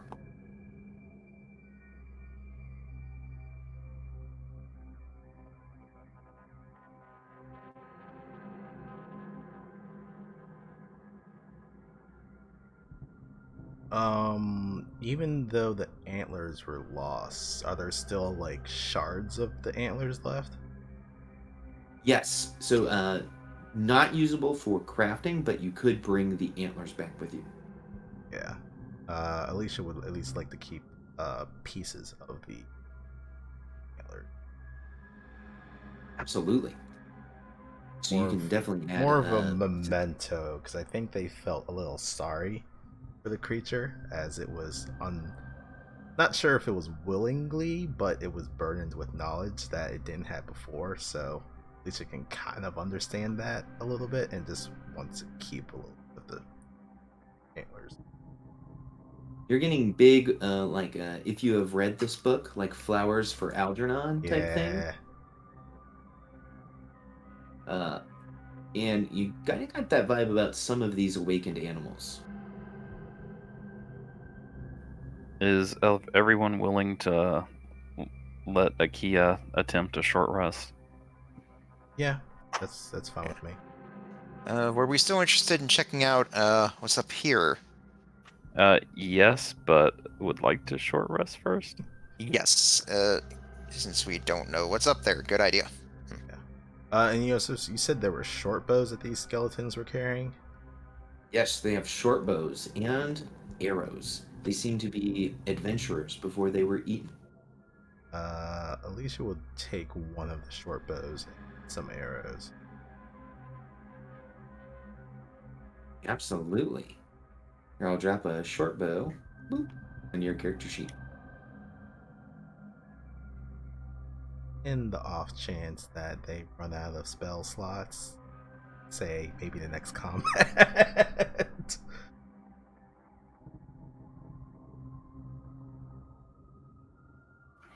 Are we able to complete a short rest? Okay, so here is what is going to happen. So as you guys are sitting around short resting, Dale would once again look to you guys and ask about, we've completed the job. The White Moose is dead. I led you guys here, so I know we had an agreement about the cookies. Can I get those now, or? Well, we would have to. We don't have the cookies on us, do we? I think we have to return back to the speaker that we could get that reward. That makes sense. I wouldn't want to carry the cookies with me into the dangerous wild either. Also, in then we case I get was cold captured. out here.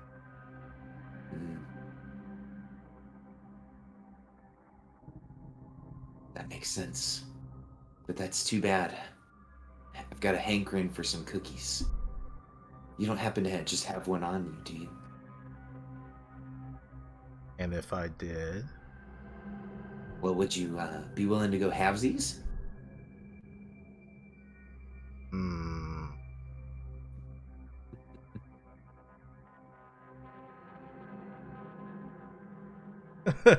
Alicia would like for Dale to roll a persuasion check. Right, Dale has no bonus to this. This is just flat charisma. Let's say the D.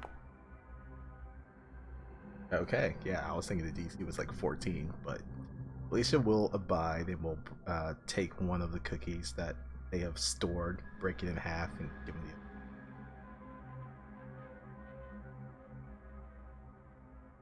He will toast the cookie with you. They will toast and back. go to take a bite. He looks around and he says, "You guys are pretty skilled. I mean, looking back at this adventure so far, we were able to get by that bear that I thought was surely gonna kill at least one of us. And you guys were able to take out the moose without losing anybody. But man, it was a pretty challenging battle, wouldn't you say?" Yes, it was, but we were able to rely on not just our own skills, but each other as well. Yeah, you guys' teamwork was amazing. I did want to ask you, Dale, you did mention something interesting, because Lotus will sort of like play this up. It's like, guys, you'll never believe this. Dale told me that him and Master Watto, have been looking into stuff involving, if you can believe this, aliens. Oh, how fascinating.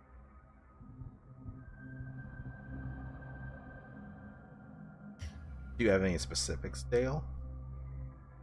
Well, we've done some research into travelers of the astral seas. You know, the illithids. We've looked into creatures that are humanoid, like oozes. But yeah, we're worried about humanoids from other planets coming to Icewind Dale.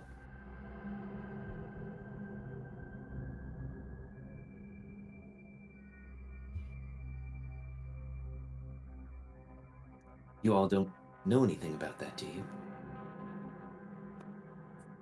Lotus looks very studiously at Dale and says, I don't know. I look at some people and I do wonder if there's intelligent life out there in the universe.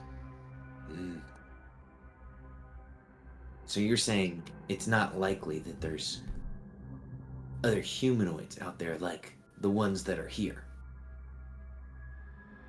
I guess that depends on how you look at it. I mean, sure, if you believe that there's other worlds like this one out there, I mean, simple mathematics would say there's probably bound to be at least one or two of them out there, but I mean, it's quite a distance there. You really think anything would have the proper means to travel that sort of distance?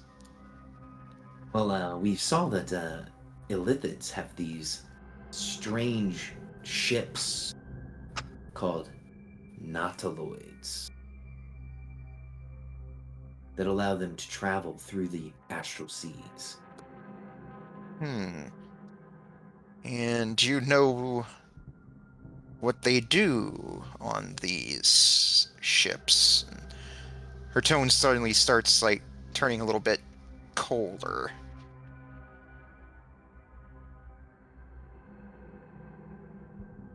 And he looks to you and he says, well, it's not written down really in full details exactly what happens. Do you all know what happens?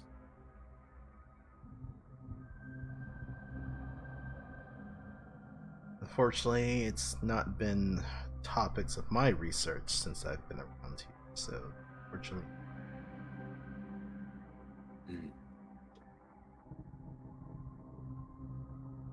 I would say, as Dale had said that, Lotus is...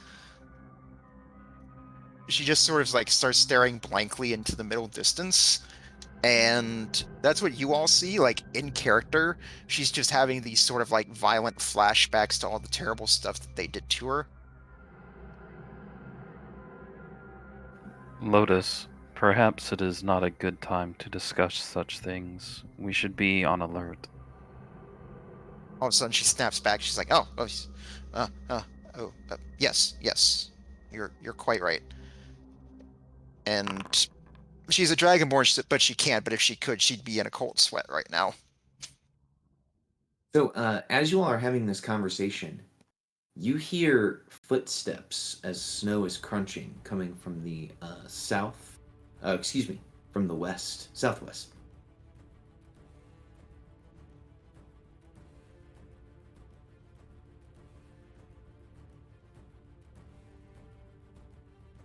Hello? You hear a voice say, "Damn it!" And they do a ninja roll. And they say, "No! You have killed the moose! You savages!"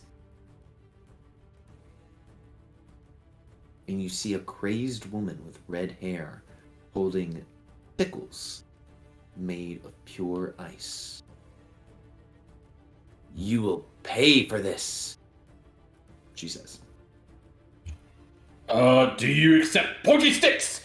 And Gaiman's gonna throw a javelin at her. Ah! Okay, we'll go ahead and roll into initiative. So, Matthew, the answer was no. I rolled for the random encounter, and you guys unfortunately got the random encounter before you could do your short rest. Okay. Matthew's like, "No!" It happens. Ooh, okay. The best part is there's still this rope here. It is the best part, so. What are you going to Dale, need the stupid fucking rope for? No regrets. no regrets. Oh gosh. Give me one moment Is here. that right, Rambo? Dale just disappears again. Yeah, he immediately jumps into a snowbank. All right. Yeah. Begin combat. and the inalienable Ravison, the Frost Druid, will activate. Let's see, what would she do? Yeah, she's going to do one of these bad boys. She's going to cast a Moonbeam. Oh, shit. And she's going to put it... She can actually really only see one person. And she puts it right on top of Gaiman's head. A silvery beam of pale moonlight shines down in a 5-foot radius, 40-foot high cylinder centered on a point within range. When a creature enters the spell's area for the first time or starts its turn there, it's engulfed in ghostly flames. So at the start of your turn, you would take a Constitution save. Now, everyone, as the moonlight from the moonbeam hits the sigil on the ground, it starts to glow slightly. So that is Ravison's action. And then as a bonus action, they will dash back 10 feet. I know they could have moved, but they just wouldn't dash. You also hear them charge one Paragon action. And we'll go ahead and pass to Gaiman. Gaiman will use that con save you just rolled. That's a 16, which is a save. So you would only take 6 points of radiant damage. All right. Mm-hmm.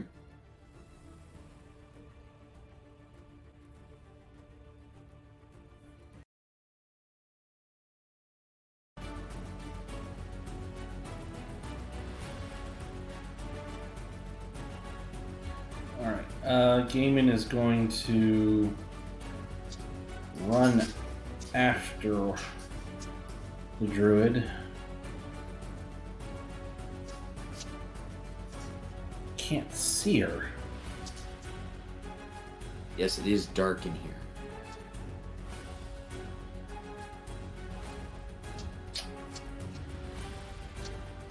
here. You do have a glowing axe if you want to toss that in.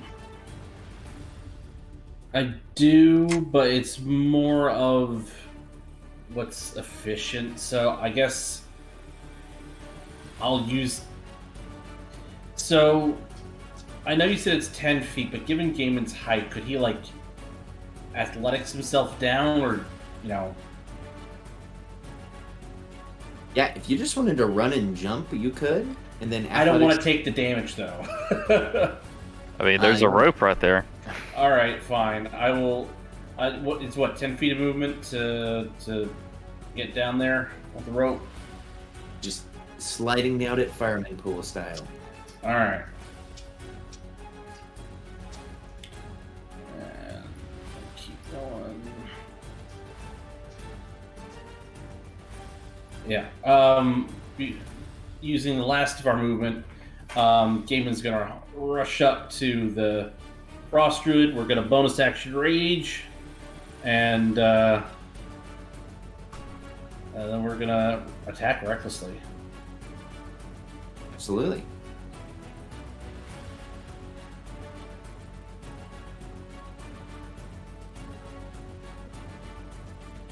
Womp. We hear the Mushroom Yep. Kingdom sound aloud for us here.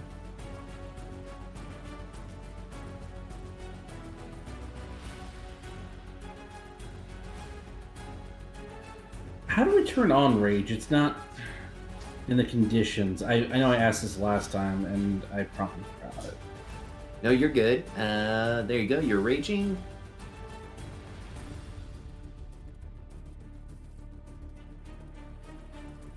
All right, and we'll get at Lucille and Reckless.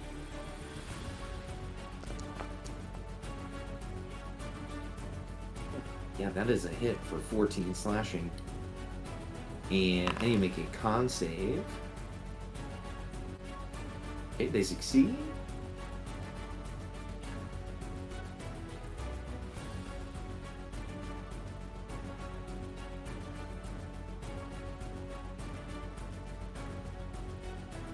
All right, and then we're gonna pass to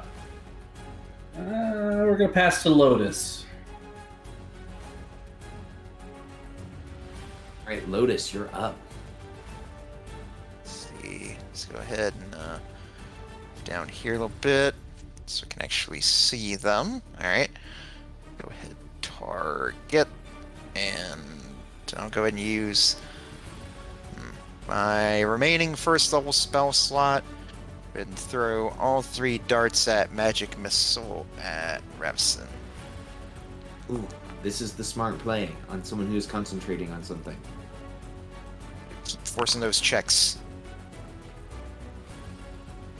Okay, success. Success, and...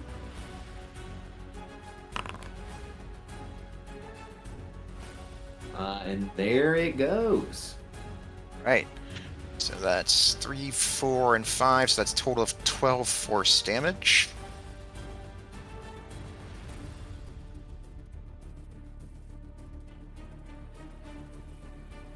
Spend the rest of my movement and here. Let's see. Yep, I'll move here, and yep, that'll be my turn. I will go ahead and pass to Akia. Okay, Akia, this creature is going to go ahead and use a Paragon.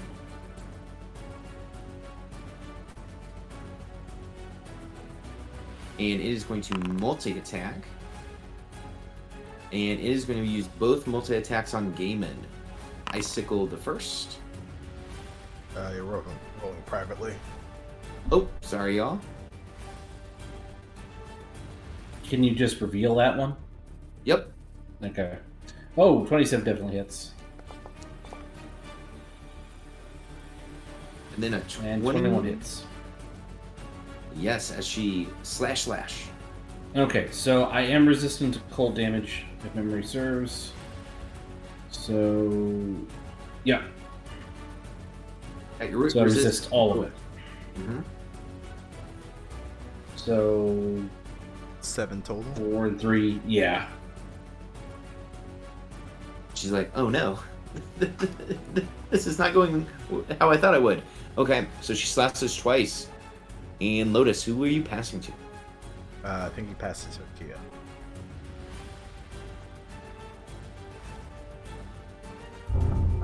Oh, you're resistant to slashing damage?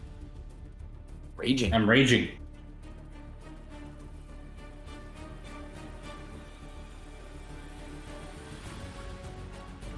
$15. Oh, okay.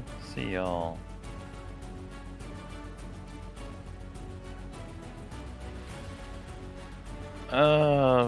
Gonna just do some napalm.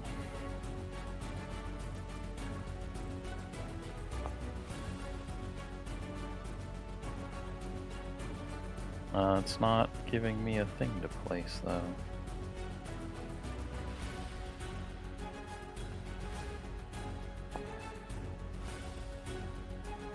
It's not giving me a thing to place down, but you know where I'm placing it. Absolutely.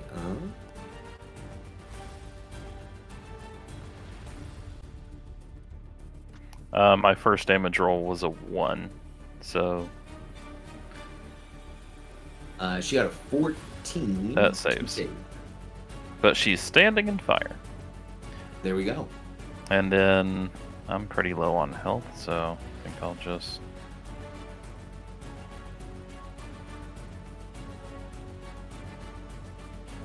Well, you know what? I think I'm disconnected or something because I can't select my token anymore. I wonder if that's what was causing your thing.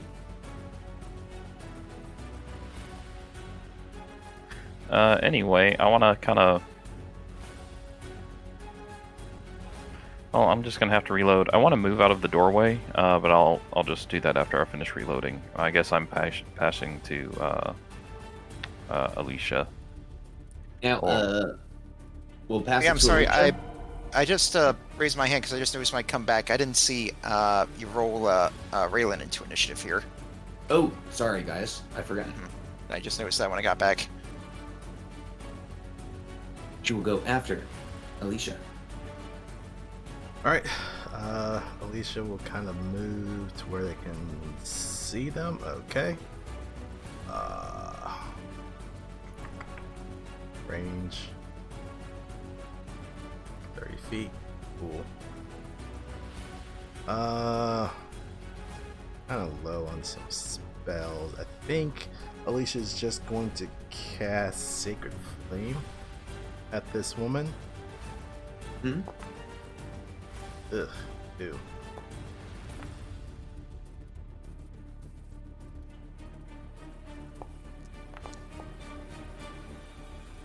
She deftly ducks out of the way of your Sacred Flame. Okay. Alicia will move. We can keep them in sight. We'll kind of just yell out into the room. Are you the one responsible for awakening that creature, sending it after the loggers? Those men of Lonely Wood sought to destroy the forest with their practices. Of course, I brought that moose to do my bidding.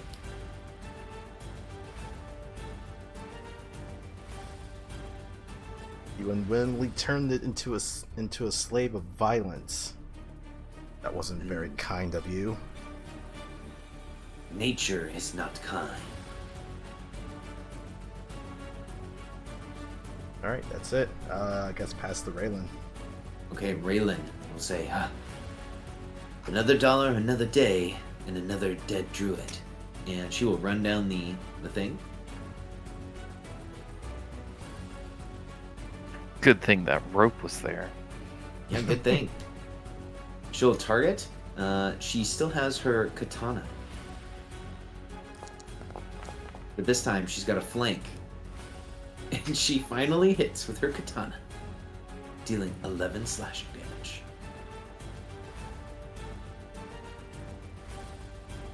Fine, you win, Matthew. You were right. So she damaged her, so Ravison the Frost Druid will go ahead and steal. Now, is it if they start their turn or in their turn in your napalm?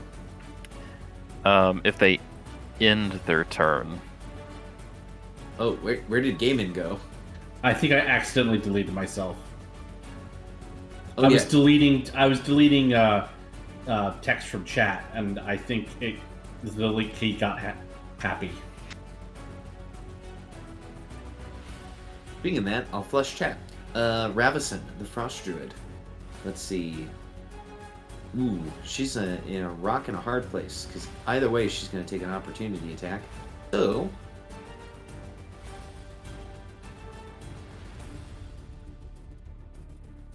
as her action here. Or if for some reason they move through it on their turn.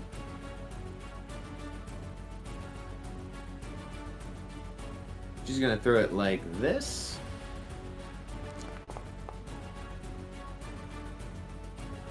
So she summons an ice storm with her action upon the people within the room. Lady, why? I think this catches everybody. Oh, just Right. make it. Alright, so that'll be, for me, half the bludgeoning damage and quarter the cold damage. Correct. You know what? I'll attempt to get a 6 on it with my Vaxpiration. There we go. Not even close. Oh, sorry, Gaiman. I made you... There it goes. Okay. So she does not want to be flanked, but she also doesn't want to take a couple of opportunity attacks here. So she's in a hard spot. All right, she will go ahead and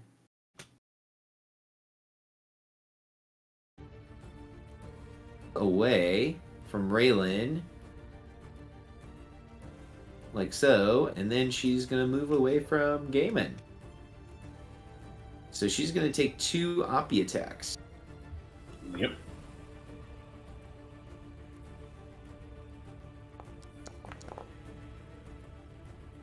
Ooh. Takes 9 slashing from Raylan. Ooh. I raised my own hand there.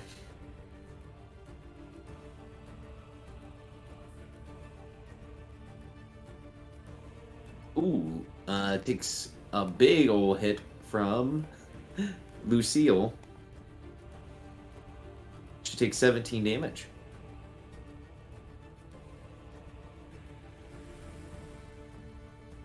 Alrighty, and that is her turn. Any of the people inside who got hit with the ice storm can steal. I'd like to steal. Say you go ahead. I'd need to move more to get some to get a view on the target. So you go ahead, take it. Okay. Is this like difficult terrain now or something too? Yeah. Correct. 5, 10, 30. Really only get to the edge here. Can't see. I think Alicia will action dash. Get down. 25. I move back. Okay. See her again. But that took my action to dash. I think that is going to be it for right now. I will pass to. I'll pass to Akia. You're looking pretty bad. Alright. Is there any stealing going on? Or is it my turn for real? Is there any Paragon action? Is it my turn? Yeah, you know what she'll do? She will go ahead and use her Paragon action and to cast a cantrip.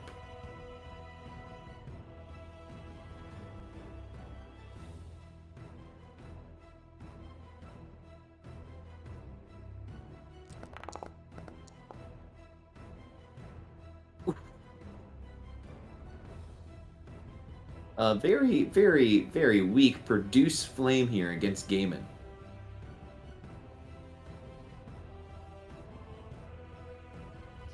Yep. That is so weak. 1 point of fire damage. And Akia, you're up. Wow.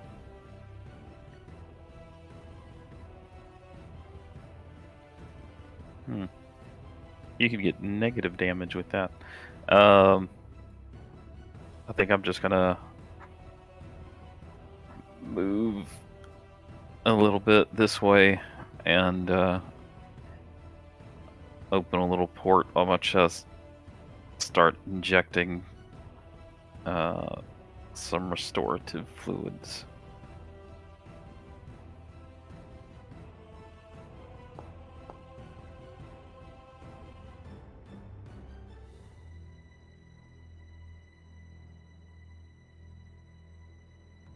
And then pass to who wants it? I guess I'll pass to Lotus. All right. That case, I will go ahead and use my remaining 2nd level spell slots, and I will go ahead and Misty Step. Oop. Hopefully it'll get me through most of it here. Yep, that'll put me right at the edge here.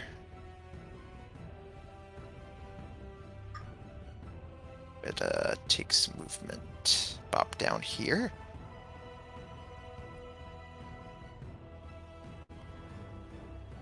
Ooh. Alright, yep. I'll go here, and then for my attack, I'll go ahead and Druid, I'll go ahead and fastball pitch a firebolt. The 14 is pretty close to hitting this creature. All right, in that case, I'll go ahead and spend my Faxpiration. Ooh, a 20 definitely hits, dealing 8 fire. All right, so yep, that's all for me. I will then go ahead and pass to Raylan. Raylan sighs, and she says, "Now we're playing cat and mouse with the druid. All right, here we go." And she'll move to here. She'll target the druid. And she says, "Why don't you eat this?" Oh. And cast an Eldritch Blast. But misses. All right, game it.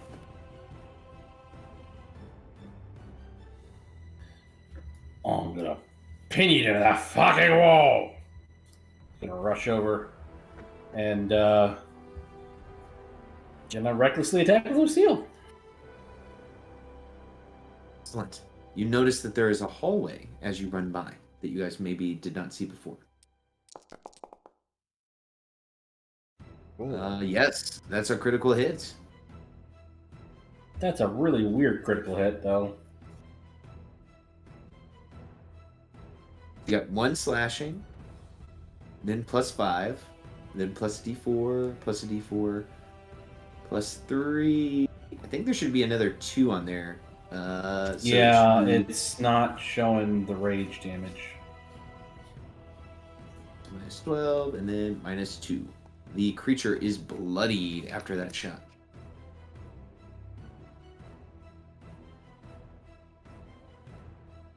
I'm assuming they're stealing. Yeah, so going into round 3, the creature will steal.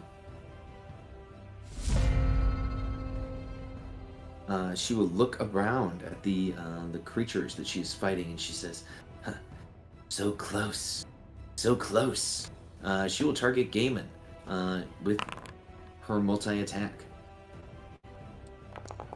She will do an ice sickle, and then an ice sickle.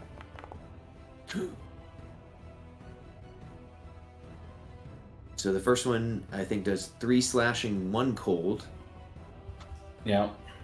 And then that's a 7 slashing down to 3 slashing. Then 6 cold. Still up. I think Gaiman is still up because that's only 3, 4 plus 3, so the 7 plus 6. I'm going to see if I can still stay up, and I'm going to Stone's Endurance that last hit.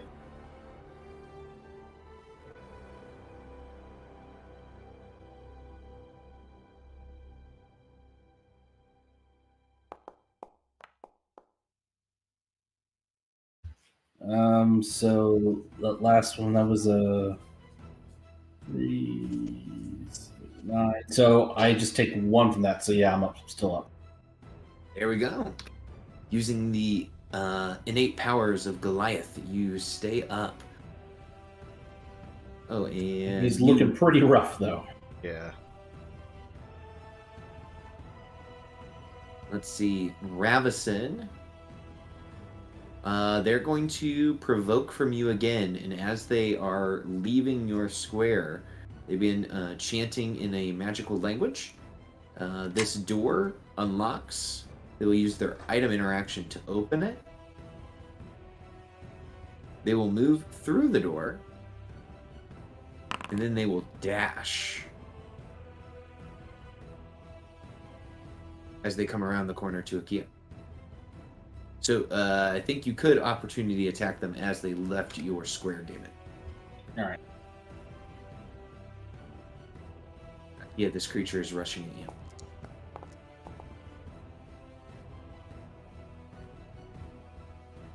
That would hit. Again with the low damage. Yeah, now it's not giving me my rage bonus again.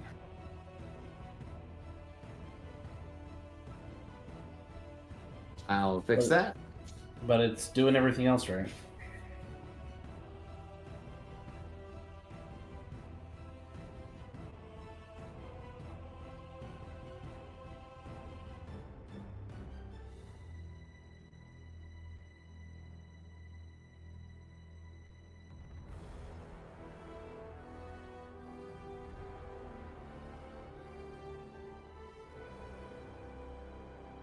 since they're right here and my fire is down there, I have no idea what's going on down there, but I'll drop concentration on the fire. You're like, I have no idea what's going on right now, man. Okay, so she did damage Gaiman, so Gaiman could potentially steal.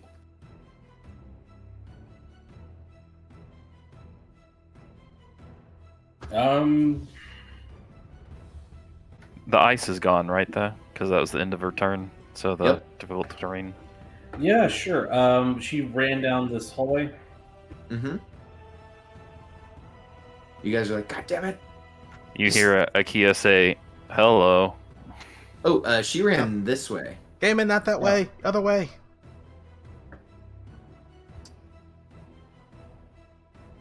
Hey, guys. She's up here with me, and y'all are in there. Am I going through a damn wall? Oh, it's because your token is so large? I can't see shit. Oh, I don't think Gaiman has dark vision, No, I don't. and it is completely dark in here. So I think the only light being given off is by Alicia.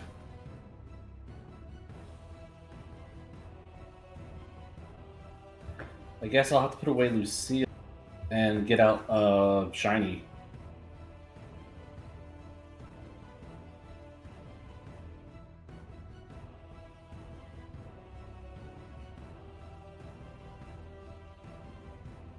There you go. Okay. So I've got put away Lucille. Put away the. Got a hand axe now because it's the light source. So she ran down this way and then up the steps, right? Correct. And then I hear Akia shouting, "She's in here with me." Okay. Yeah, that should only be a 10-foot light source. Oh, it's fucking Foundry 10. I'm blaming that. But it would be enough to see by to get to this point. Mm-hmm.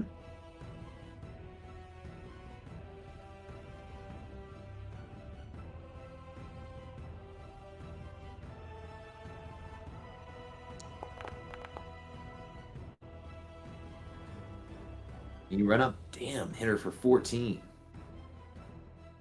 Yep.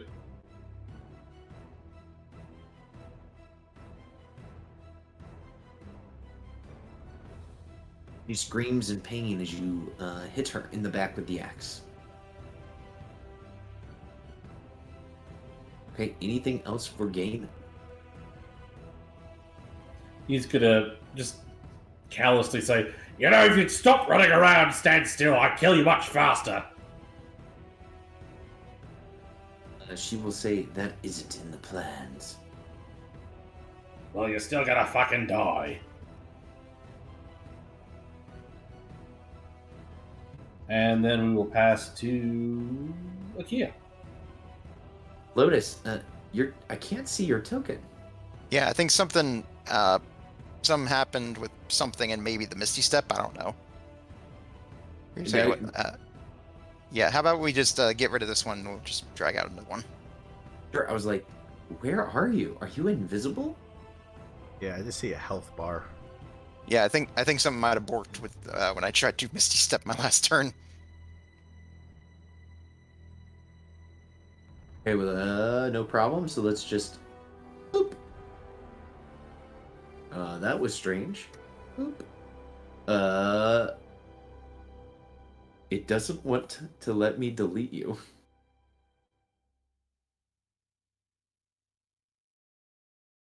All right, I got one myself. I'm good. Okay. Perfect. Alrighty. That was Gaiman. And Gaiman, who will you pass to? Akia.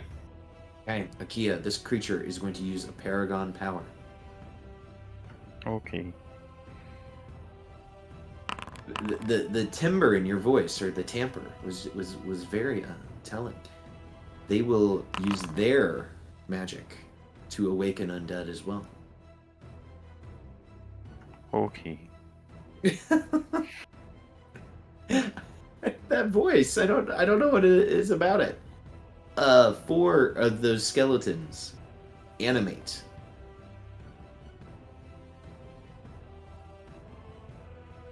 And roll into the initiative order as they stand up to fight you guys.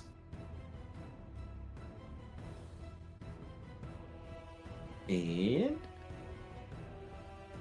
Akia, you're up. With that last swipe across her back, how bad's she looking? You guys know she was bloodied. You know, Ra, you're not supposed to tell players anything about that. Okay. Well, since we got her flanked, I'm just gonna throw this out.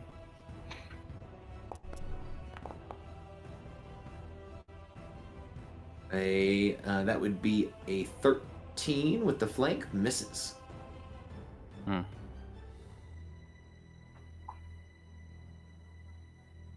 I think that's all I got. I think that's it. Okay. That's my turn. Try to pass to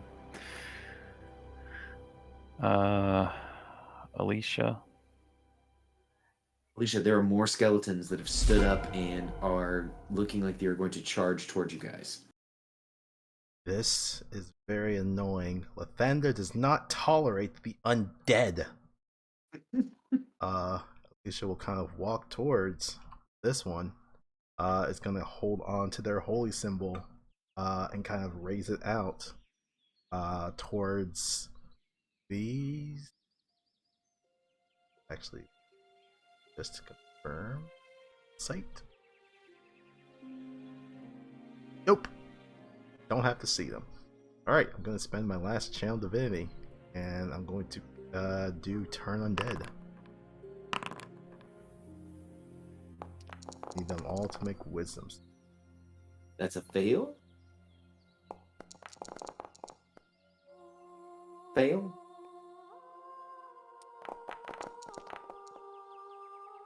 That's a fail. And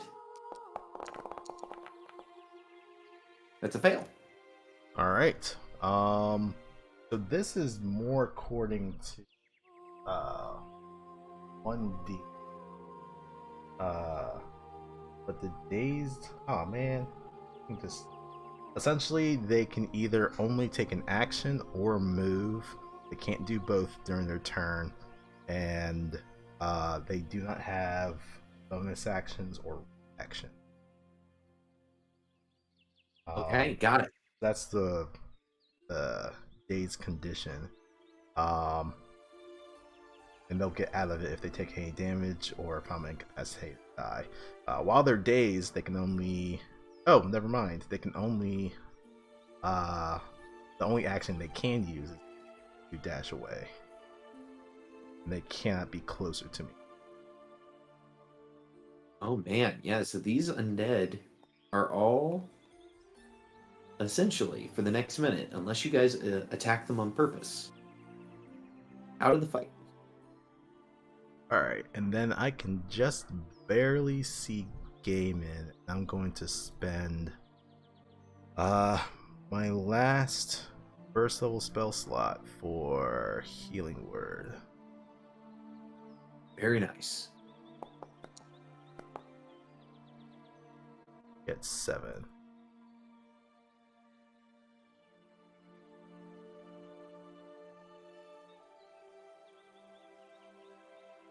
And Gives me 15 hit points. That's like 30 hit points. yeah, it's good for a barbarian who takes reduced damage. Get twice the healing out of it. And then I will pass to Lotus, kind of exclaiming out, "Don't touch them! They're going to flee. We don't have time to deal with these. Go after the druid." Yep. Lotus will come up beside you. I'm like, wait, is this the thing I've heard that y'all can do? Is this the turning undead?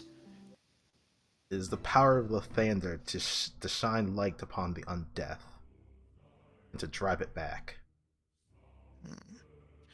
And she just says, "Yeah, you see, where It's like where I'm from, priests would say they do this, but it was all just like a show. They'd have people like in like makeup doing this kind of thing. So, yep. I think that's here. Let me double check. All right, yep. So, yep, full movement puts me there. All right. Attack action. Target the druid. And it's been working well for me so far, so I'll go ahead and chuck a firebolt. Yeah, 23 is still good. 4, 6. Fire. Takes full damage from fire. Right. Then I'll hang here and I will pass to Raylan. Raylan immediately attacks a skeleton. No, I'm just kidding. Alright, she goes down. I can't heal her. Not a spell slot. Raylan will run this way and then use her action.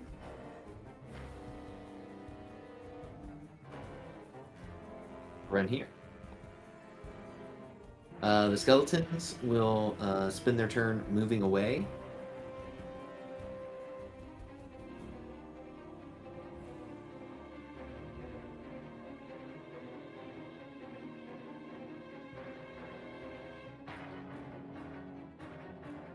As they get jammed up in this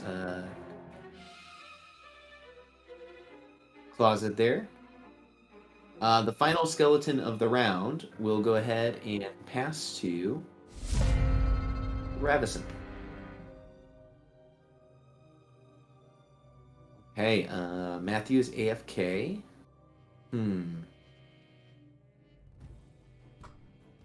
Ravison is going to do another spell.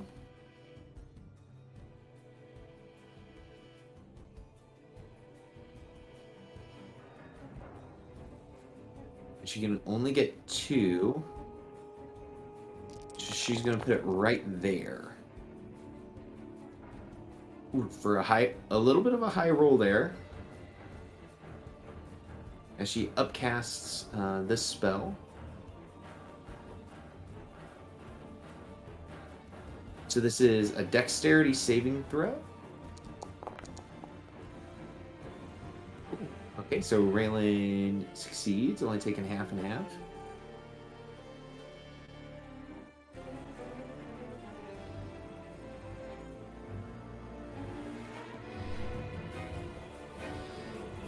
And she is bloody, so Gaming, we'll need a dexterity saving throw, and yes, you did see it coming. Oh, so I think there's 2 soundtracks laying on top of each other. Yeah. Sorry, guys. There we go.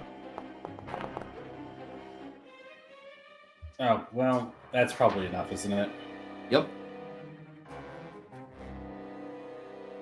So it would only be a quarter bludgeoning and a quarter cold for Gaiman.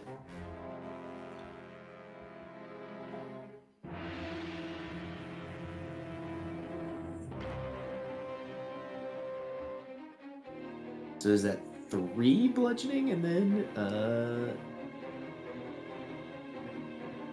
3 cold. 3 cold? Yeah. Yeah. She did a 5th level spell slot to deal 6 damage. Okay. Feeling terrible about herself. Yeah, she'll do it. She's gonna risk 2 attacks of opportunity from you guys. As she runs to here. Oof. Hey, my attack actually had an animation this time. Nice. Okay, so 13 hit. the Thunder Gauntlets hit. The Hand Axe misses. Okay, succeed at a cost. No, we're not doing that. Then she will go ahead and she will do the dash as a bonus action, so she can move to there. Now, Gaiman, would you like to steal? Because you did get hit by an ice storm. Abso-fucking-lutely.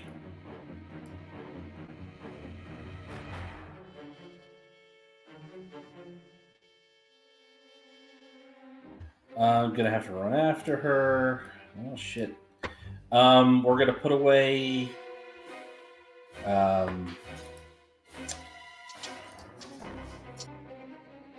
We're gonna have to put away the hand axe, and then we're gonna get out of the javelin. Ooh, okay.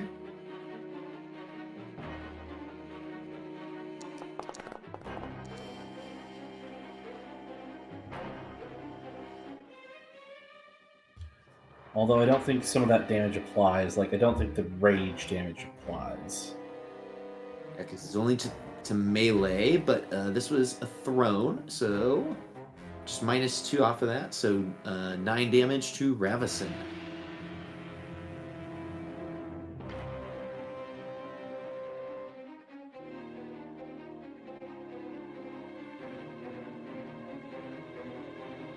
Yeah, that's all I got.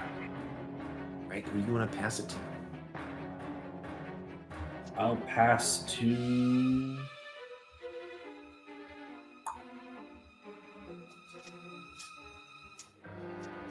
I'll pass to Raylan, so they have a chance to get out of that muck. Yeah, it's difficult terrain, so it's 10, 20, 25, 30. She will target the druid, and she's like, I'm tired of this. Getting hit with AoEs, skeletons. And she will shoot an Eldritch Blast. And miss. Okay, she's going to pass to Alicia. Alicia, the druid, is going to use a Paragon Power. And for her Paragon Power this round, she only gets to do one of those around. She's going to take the dodge action. How dare you? Alicia will kind of climb up the rope 10 feet. Be like, where's... Oh, there she is. Man, sure would suck to have to be making athletics checks every time you wanted to go up that ledge, huh, guys? You know what? You made your fucking point. It would. It would. Man, I am getting tapped here. The only offensive thing I have, and she just negated it with a fucking dodge action. I mean, I'm gonna have to do it anyway. Here's the Sacred Flame. Give me a dex save from DC 13. Okay, this will be at advantage. She dodges out of the way, doing a barrel roll. You hear a frog scream at her from the outside. Alright.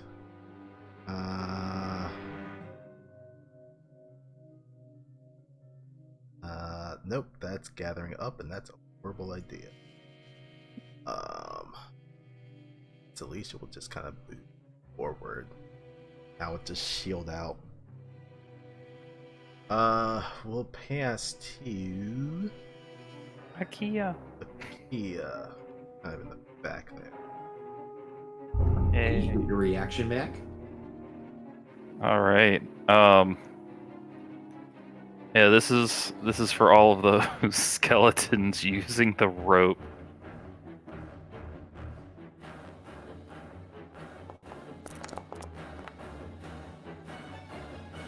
Okay, yeah. So she gets hit with some buzzing bees, and there was an animation there. Yeah.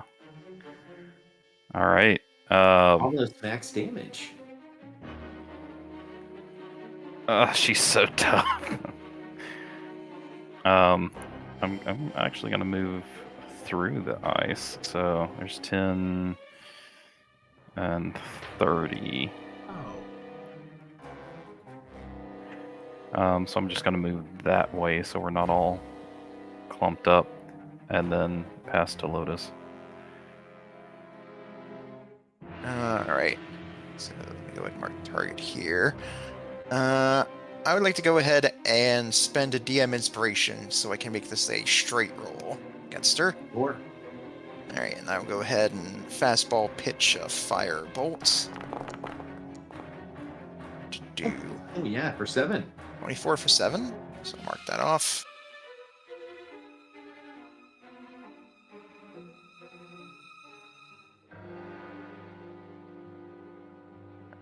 Down this way, hugging the wall. Loop. All right. And that'll be all for me. All right, the skeletons take turns running away.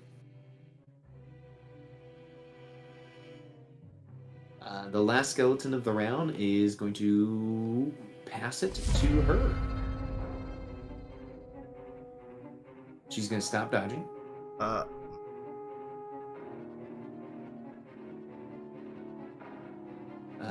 So she sees the people ahead of her. She begins to cackle maniacally.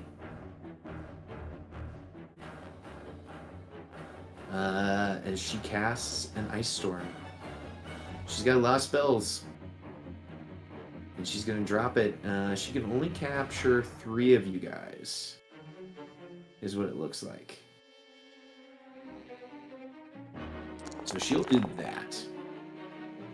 Oh, she got 4 of us. Yeah, she got 4 of you guys. Ooh. Ooh.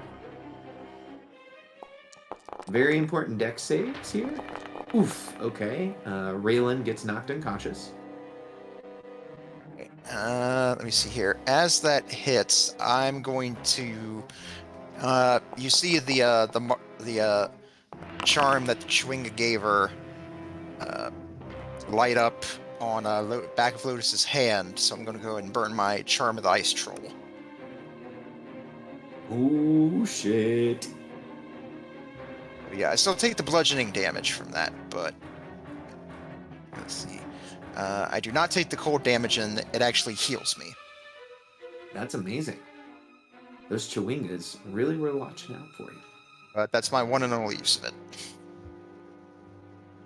And let's see. Would Gaiman take 1 bludgeoning? Yeah. And then 3. down to 6, Cool. down to 3. So 4 damage total for Gaiman. He is living that tank life. Okay, and she is going to continue to be super annoying with you I'm guys. still up. Still up. Let's see. What is the best way to do this? So she is going to... This is not the best way. She's going to run towards the gazebo. As she says, "Follow me, fools." She goes ahead and runs out there. And, who would like it? Because I think 4 of you got hit. The game, and you can take it. You're definitely closer because I gotta wade through this to get anywhere. All right. And this is difficult terrain. Yeah, you would only have 1 square of it.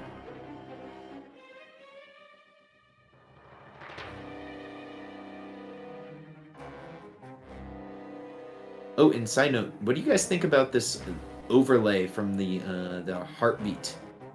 Do we like it? Do we hate it? Wait, what overlay? Like the screen kind of turning red. I don't know if I want to do it right now.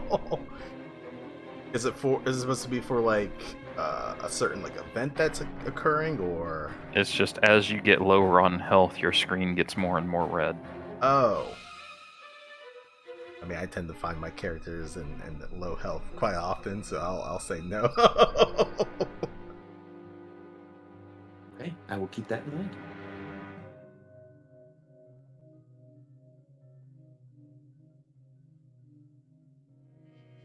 All right.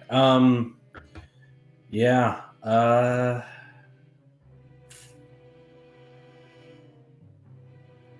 Instead of hitting her, I'm gonna grapple her.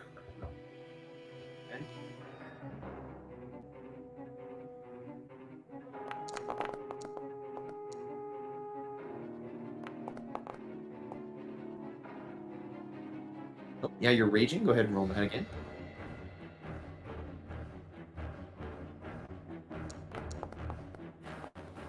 God damn it!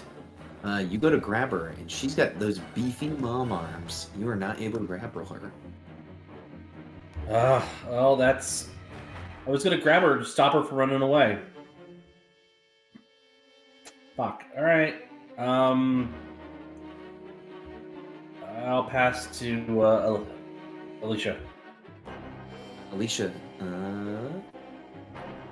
okay, we're in a new round, correct? She got passed to. She's not used her Paragon this round. I don't believe. So she's gonna Paragon power. She's gonna go for a multi-attack. Here's Icicle the first. This is on Gaiman. That's a miss. Icicle the second. Okay, I think an 18 hits for... 18 will hit. and He's 2. down. He's down. Oh no! Okay, we have 2 heroes down. But Alicia, you're up.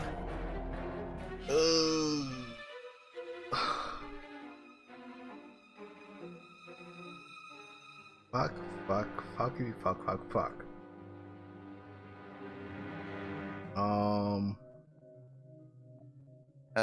Lotus will talk to you, Alicia. It's like, I've got a potion. I can get Raylan back up. You go after that bitch.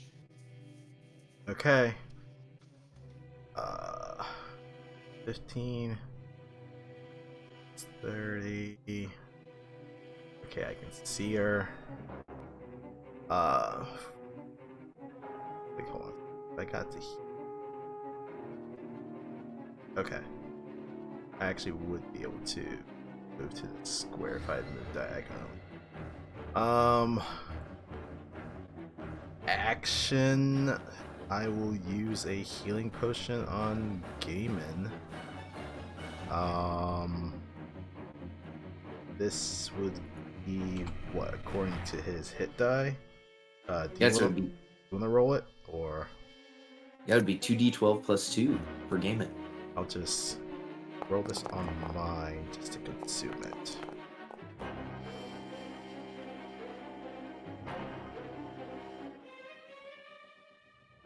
And Gaiman, you recover. I'll go ahead and roll it. 9 hit points.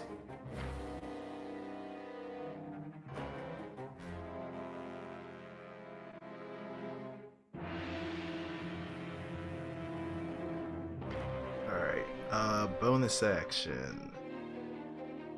Yeah, I'm pretty tapped. I guess I'll just yell at the druid. Be like,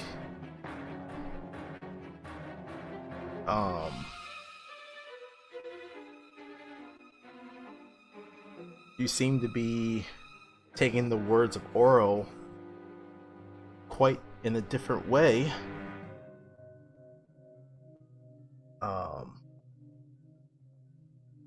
If you really want to prove a point, then come after one who worships the sun. Damn. She looks at you and narrows her eyes as you have successfully taunted her. We'll pass to Lotus. Alright. 5, 10, 15, 20, 25. Alright, so my first bit of movement, I'll run up to Raylan, and then I will go ahead and bonus action give her healing potion. So I'll burn it from my inventory. Doop.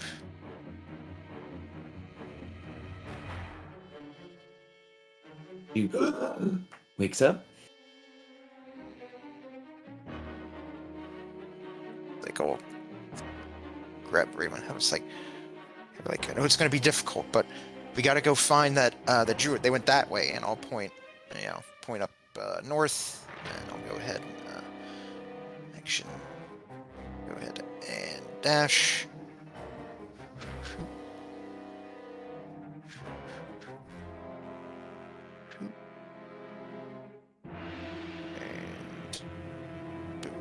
And yep, that'll be all for me. I'll go ahead and pass to Akia. And okay, yeah. I'm sorry, I deleted those circles. Yeah, so I was looking at it, so it's like 5'10", and then I would have been out of it over here. Okay. So 15, 20, 25, 30, just going around the long way. How tall is this embankment? Was it 10 feet? Yep. Or, okay.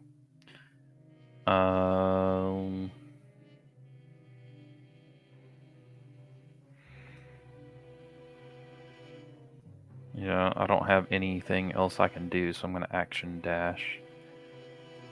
5, 10. What would it be to get up here? Climb. Athletics.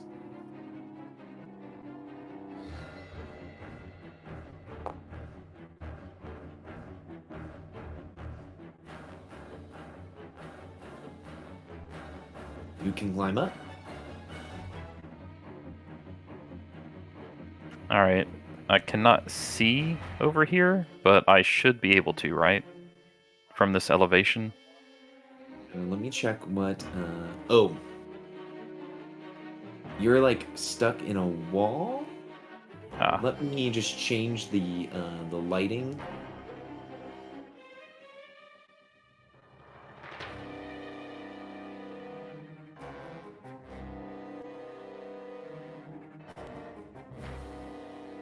And can you see over that now? yes. I don't like the sight of what's going on. Let's see, that was 40. I guess 10 feet to move up since it was 10 feet up, right? Mm-hmm. Okay, so that's not. So that's 50 feet so far because it's some difficult. All right. I'm having to step away from my computer. My dogs are doing the potty dance, but I'm on my phone right now. No issue. I'm gonna go over here. Right here.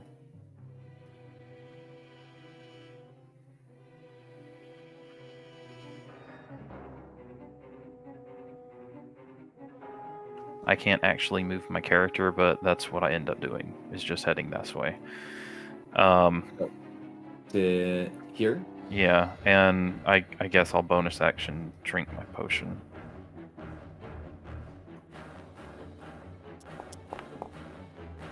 Because it's looking pretty dire.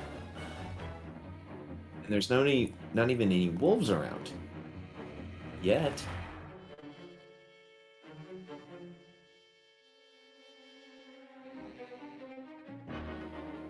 You know what? Can I?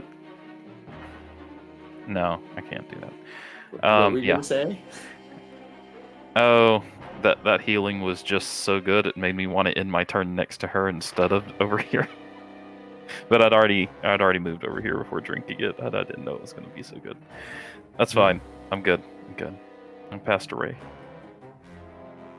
Okay. Raylan will stand up from prone, costing her 15 feet of movement. She's gonna move 1 square. I think she was in difficult terrain. Yeah. So then she is going to action 5, 10 to there. The skeletons will go, and we are going to start next week with Ravison going because her skeletons are going to pass to her. Fuck that Unless noise. anyone- DM inspiration. I'm stealing that bitch. Okay, so we're going to start next week. Alicia starting us off because she has DM inspiration. Because we are past time, so let me take us to the start menu. Does anybody feel like they need like a cigarette right now? Or So something like that? So this is what low level spellcasting is like. I usually play martial Yeah. classes. It's like I run out of spell slots, at least I can still whack with something. It's like, oh no. Uh-huh. I mean, you've got a weapon. You got a short bow? Yeah. You got a Well, guys, dagger. I there's still a- have an ice dagger, but I don't want to use it on the ice druid. But I mean, you've got like a short sword or Yeah, something, right? yeah.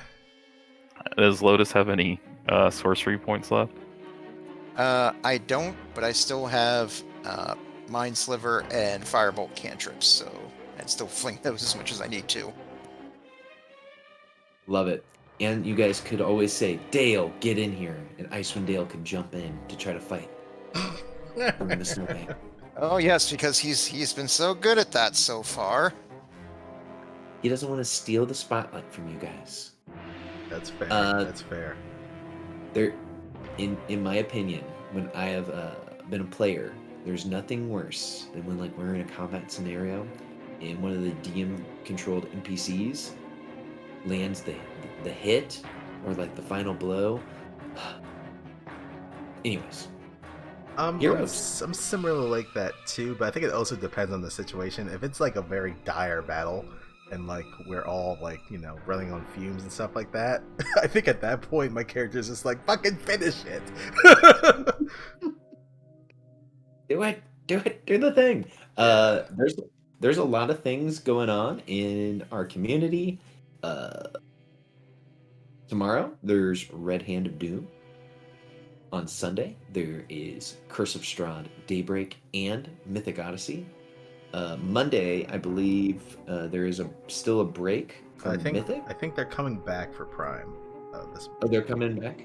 yeah. Okay, Last they're week gonna be they Prime. took off. I think they're back this week. Okay. On Tuesday, there's Abomination Vaults and Cyberpunk Red. On Wednesday, no Monster Hunter, but there is Game 2 of the Beginner Box that I am streaming. On Thursday, almost all the way back around, Curse of Strahd, Nightfall, and Odyssey of the Dragon Lords that I am streaming. So all sorts of D&D happening in the community. I want to thank you guys. If you guys have any questions, comments, concerns, please send me over that way. I had a very fun time. I hope to see a hero that mounts moose antlers upon their car at some point. What's a car? What's a car? Upon their wagon. Wait, no, the moose antlers they didn't make the cut. Remember? That's right. Yeah. Yeah, we only have like shards of them. We'll just need to get a bunch of glue. I was about to say we have to glue them back together. Yeah, we jigsaw puzzle this. And make ourselves some cool stuff. All right, guys. Well, I hope we all had a good time. Once again, let me know if there's anything we can do to improve the session. And we will get after it next week on the 17th. Oh, Thank you for running. I hope you guys all bought your significant other something for Valentine's Day. My wife and I are going to go see the most exciting and powerful trilogy of all time. What? Lord of the Rings, Star Wars, Indiana Jones, Godfather. Wait, no, not Godfather. Magic Mike's Last Dance. Oh, of course. Okay, interesting choice. Okay. Okay, no, I quit. I'm done with this game. No, wrong answer. I'll have to tell you guys the story about how I walked out to my pro jiu-jitsu fight to Pony. But that's a story for another time. I'm going to head to bed, y'all. I hope you guys have a good weekend. All right. Night. And thanks everyone for tuning in. Catch you next time. Good night, guys. Good game. Good night, everybody.